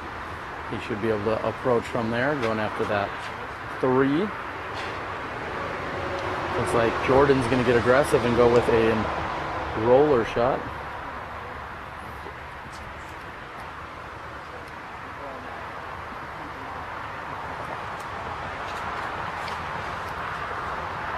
I stand corrected. He's just going with a big turnover shot. He's looking for a little bit more turn on that. He should have a easy approach to the pin from there though. And Robert should know he just needs a 3 or 4 here to secure his spot in the finals. I'm not sure that he knows that. And he's going with a monster turnover shot. I'm not sure it got it the flight that it was looking for, but again, he just needs a 3 to secure him spot in the finals.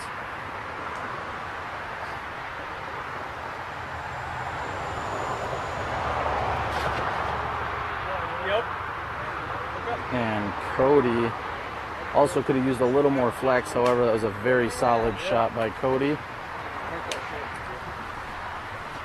And there you have it. This is our 18th and final hole here of this semifinal round. It is an incredibly tight battle, as both the first and second and third cards were so close going into this semi round. we know that the competitors who started on hole 2 still have hole number 1 to play, hole 1 being considered, I believe, a par 4. So a 3 would be a birdie. And yes, I'm sure you're pretty proud of my math and golf understanding with telling you that, but what I'm really trying to say is it is more than feasible for any player on that second card to take a 3 on hole 1 to finish up with a birdie.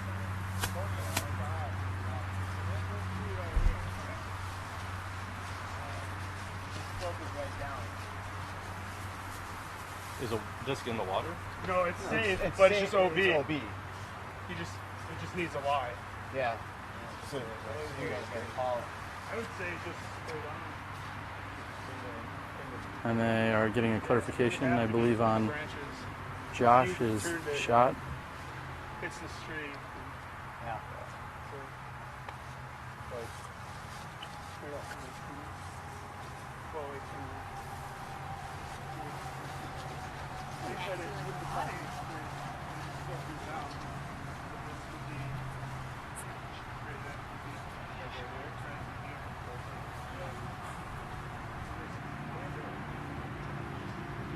And again, these players are trying to get a confirmation as to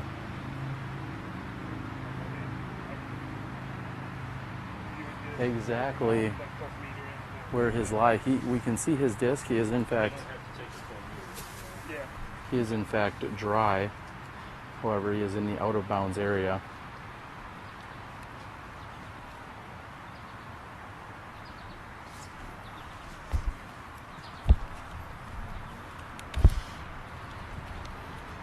You just gotta be behind it and make sure you're inbounds too.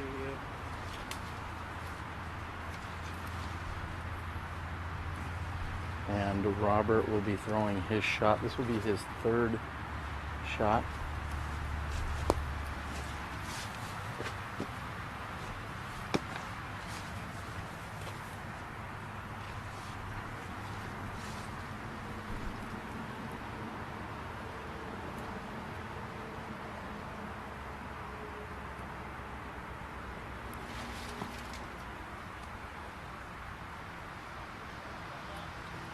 Just throwing a very nice shot up onto the green.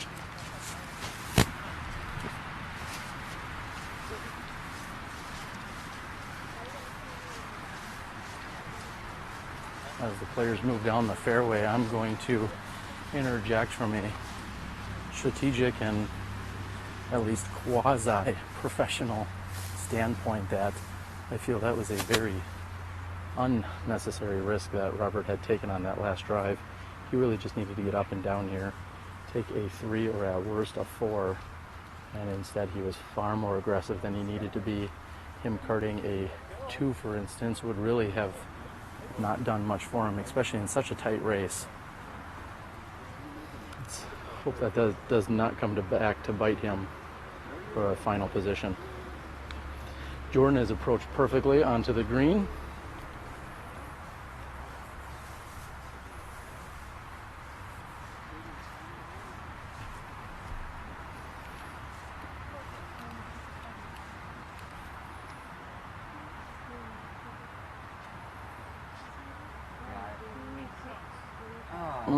And a beautiful shot by Josh Hoekstra.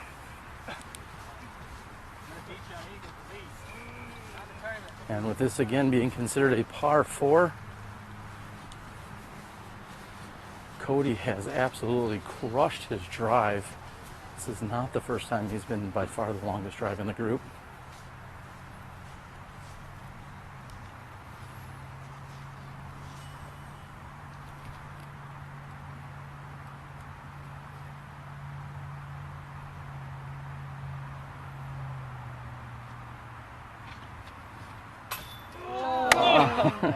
And Cody just looking for a little bit of love. He's going to have to settle for a birdie 3 here on hole number 18 when so close to getting that eagle.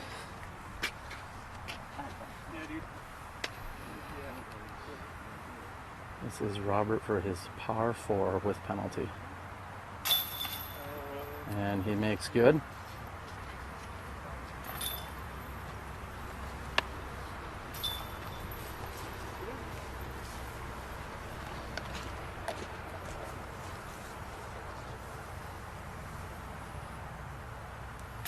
Jordan taps in for the easy 3. Very solid performance here at Kaposia. And Josh puts in as well for his easy 3.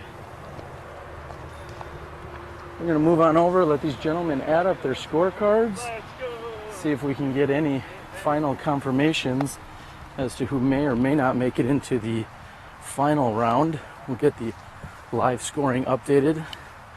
Jason, who has been on the bag and doing all your live scoring today, thank you so much. Again, just this amazing team and staff of people that are out here at the event, as well as anyone that has contributed in any capacity here to SmashBoxxTV. If you haven't noticed already, we do have our first run of SmashBoxxTV dry fit shirts available. Go ahead and contact us if you're interested. Of course, any and all proceeds go toward helping bring you more live broadcasting here throughout the rest of the year. And I think we're going to get the group to add up their scores here in just a moment. We're all tied for 46. Are you guys on the other Yeah, this is the only. Let me add. 2, 3, 4 over. Everyone else would have to shoot like 10, 12 down. Yeah, that's good. Have fun out there. Good one. New call? He's had it for like a month. The water, you gotta drink the water. No, seriously. You drop or just not Yeah, I pulled it out of my pocket. My hand came out, pocket, phone. And the players will confirm that their scorecard also matches up with what we found online. Again, the scorecard always taking precedence. Looks like you'll be second on the charger. Yeah. And of course, with some excitement and anticipation, here comes our second card.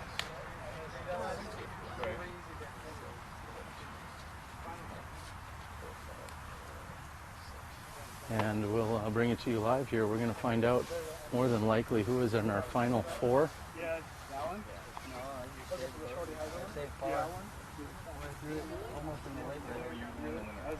No, And unofficially, of course, we are looking at Jordan Castro, Robert Smith, Andrew Nava, and Jake Laputka seem to be your top 4. We have 3 gentlemen tied at 46 under par. Jake Laputka just 1 back at 45 under par. This will be one of the most highly contested Am Worlds we've had in a number of years. 4 players all within literally 1 stroke of each other, with Jake Laputka at 45 under par. Andrew Nava, Robert Smith, Jordan Castro tied for your lead after the semis here at 46 under par. We're going to catch up with a few of these players in just a few minutes. Yeah, I'm gonna be sick.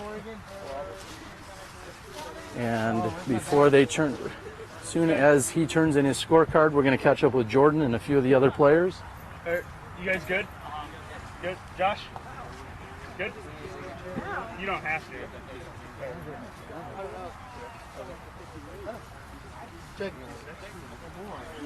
Robert?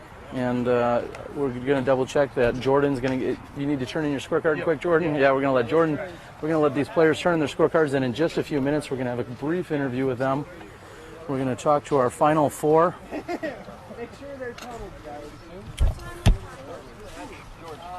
George, where you at? And like I said, in just a few moments, Jordan's going to turn in his scorecard, and then we are going to converse with our other 3 or 4 competitors. And again, that is all barring that someone from the 3rd or 4th card has not shot a less than unbelievable round. And we will bring you an interview in just a few moments before we close out the show here today. It has been absolutely amazing being here this week.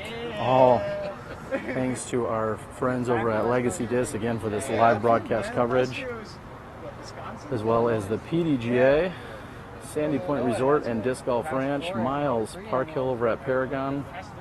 Thank you guys so much for staying tuned. Bring it back to the West Coast. And like I said, as soon as that leader card comes back, we will confirm and have a brief interview with our players.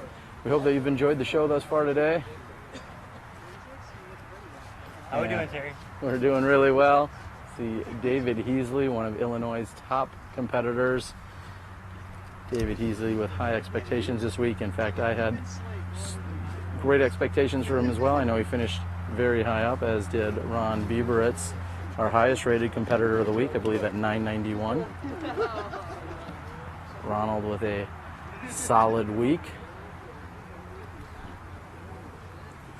And as soon as we have Jordan, and in just a moment here, we're going to catch up with what I believe is our final four here at the 2014 Amateur World Championships. Stay tuned. We'll be with you in just a moment.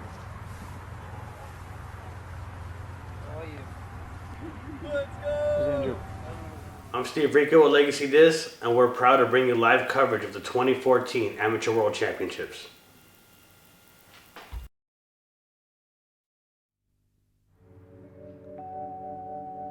It's all about practice, preparation, and routine. Approaching the tee shot, I always line up my shot and check the wind direction.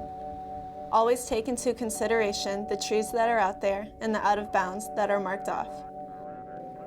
I try to keep everything slow on my run up and build momentum as I get to the end of the tee pad. Trust your shot, believe in yourself, let the disc do the work.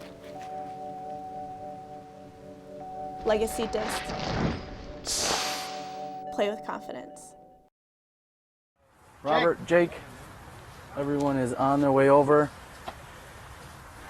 We're going to scoot in just a little bit, and especially for everyone at home, we're going to need you guys to speak up loud and clear. Everybody wants to hear what you guys have to say. Let's start with, how about the new guy? Andrew Nava. Yep. Nice to meet you. I am Terry Miller, the disc golf guy here. We're on SmashBoxxTV. I've now shown these other three on TV, and well, you're going to be joining them, it looks like, this afternoon. Tell everyone loud and clear. How's that feel? It feels great. Left a couple putts out there, but happy the cards came to my favor. If you're not 18 under, you always leave a putt out there somewhere, right? What did you shoot that round? That round shot a 55. 55. That's had a rough start, but then midway through caught fire and kind of just went on cruise control at the end. Well, there you go. That's the way to do it. You are currently tied for the lead with two other gentlemen, one of those being Jordan Castro. Jordan, you've been on camera now more than almost anyone else, you know, between the previous event and here. What's it like to be playing in front of an audience and some of your friends? It's awesome. It's a great feeling, just showing the people the courses, and just being on camera is nice, and just seeing some big putts, some nice drives, just to show you the lines. So in case you're ever in Minnesota, you get to shoot, see the lines, and play the courses out here that we got. There's some great golf, and that usually breeds great golfers, and you've been doing really well, so best of luck to you. Robert Smith, now, is it official to call you the robot? Is that what I should be doing by now? Yeah, everyone else really calls me it. All right, well, everyone else does. If I don't come up with a more personal nickname, then we're going to go with robot.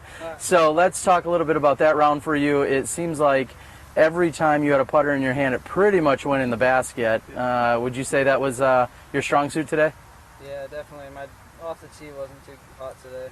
Just hitting trees off the fairway, not keeping it very straight. Okay, so the putting made up for it. And Jake Leputka, when we opened over at the Valley a few days ago, your putting was off the charts, really, and I'm so glad that everybody at home got to see all of that action.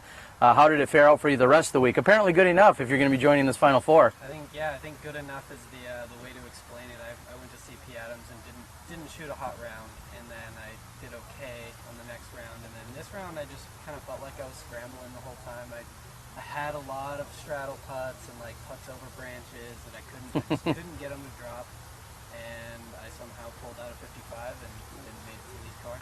Made it to the lead card, and you are just one stroke behind these other three gentlemen sitting at 45 under par.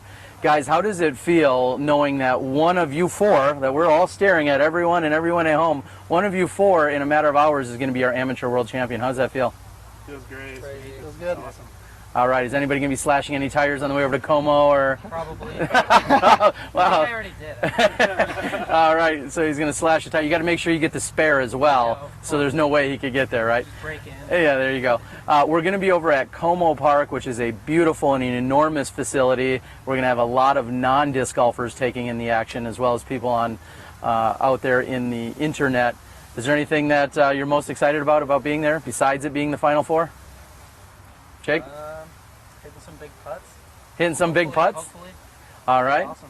Playing a course no one else gets to play. There you go. Playing a course no one else gets to play. That is definitely a unique experience. Not everyone can say that they've done that. Jordan?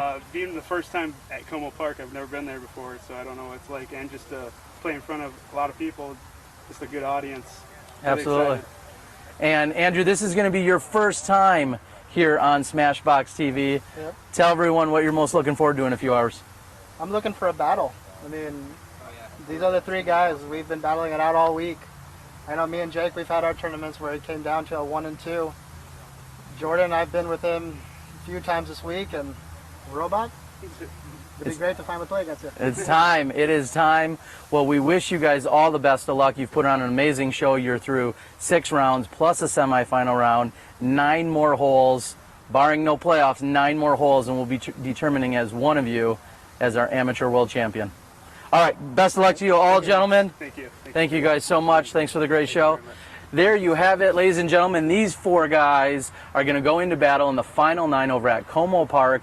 You're watching SmashBoxxTV. This is the 2014 Minnesota Disc Golf Amateur Championships with the rest of the world. I'm Terry Miller. We'll see you guys at Como Park.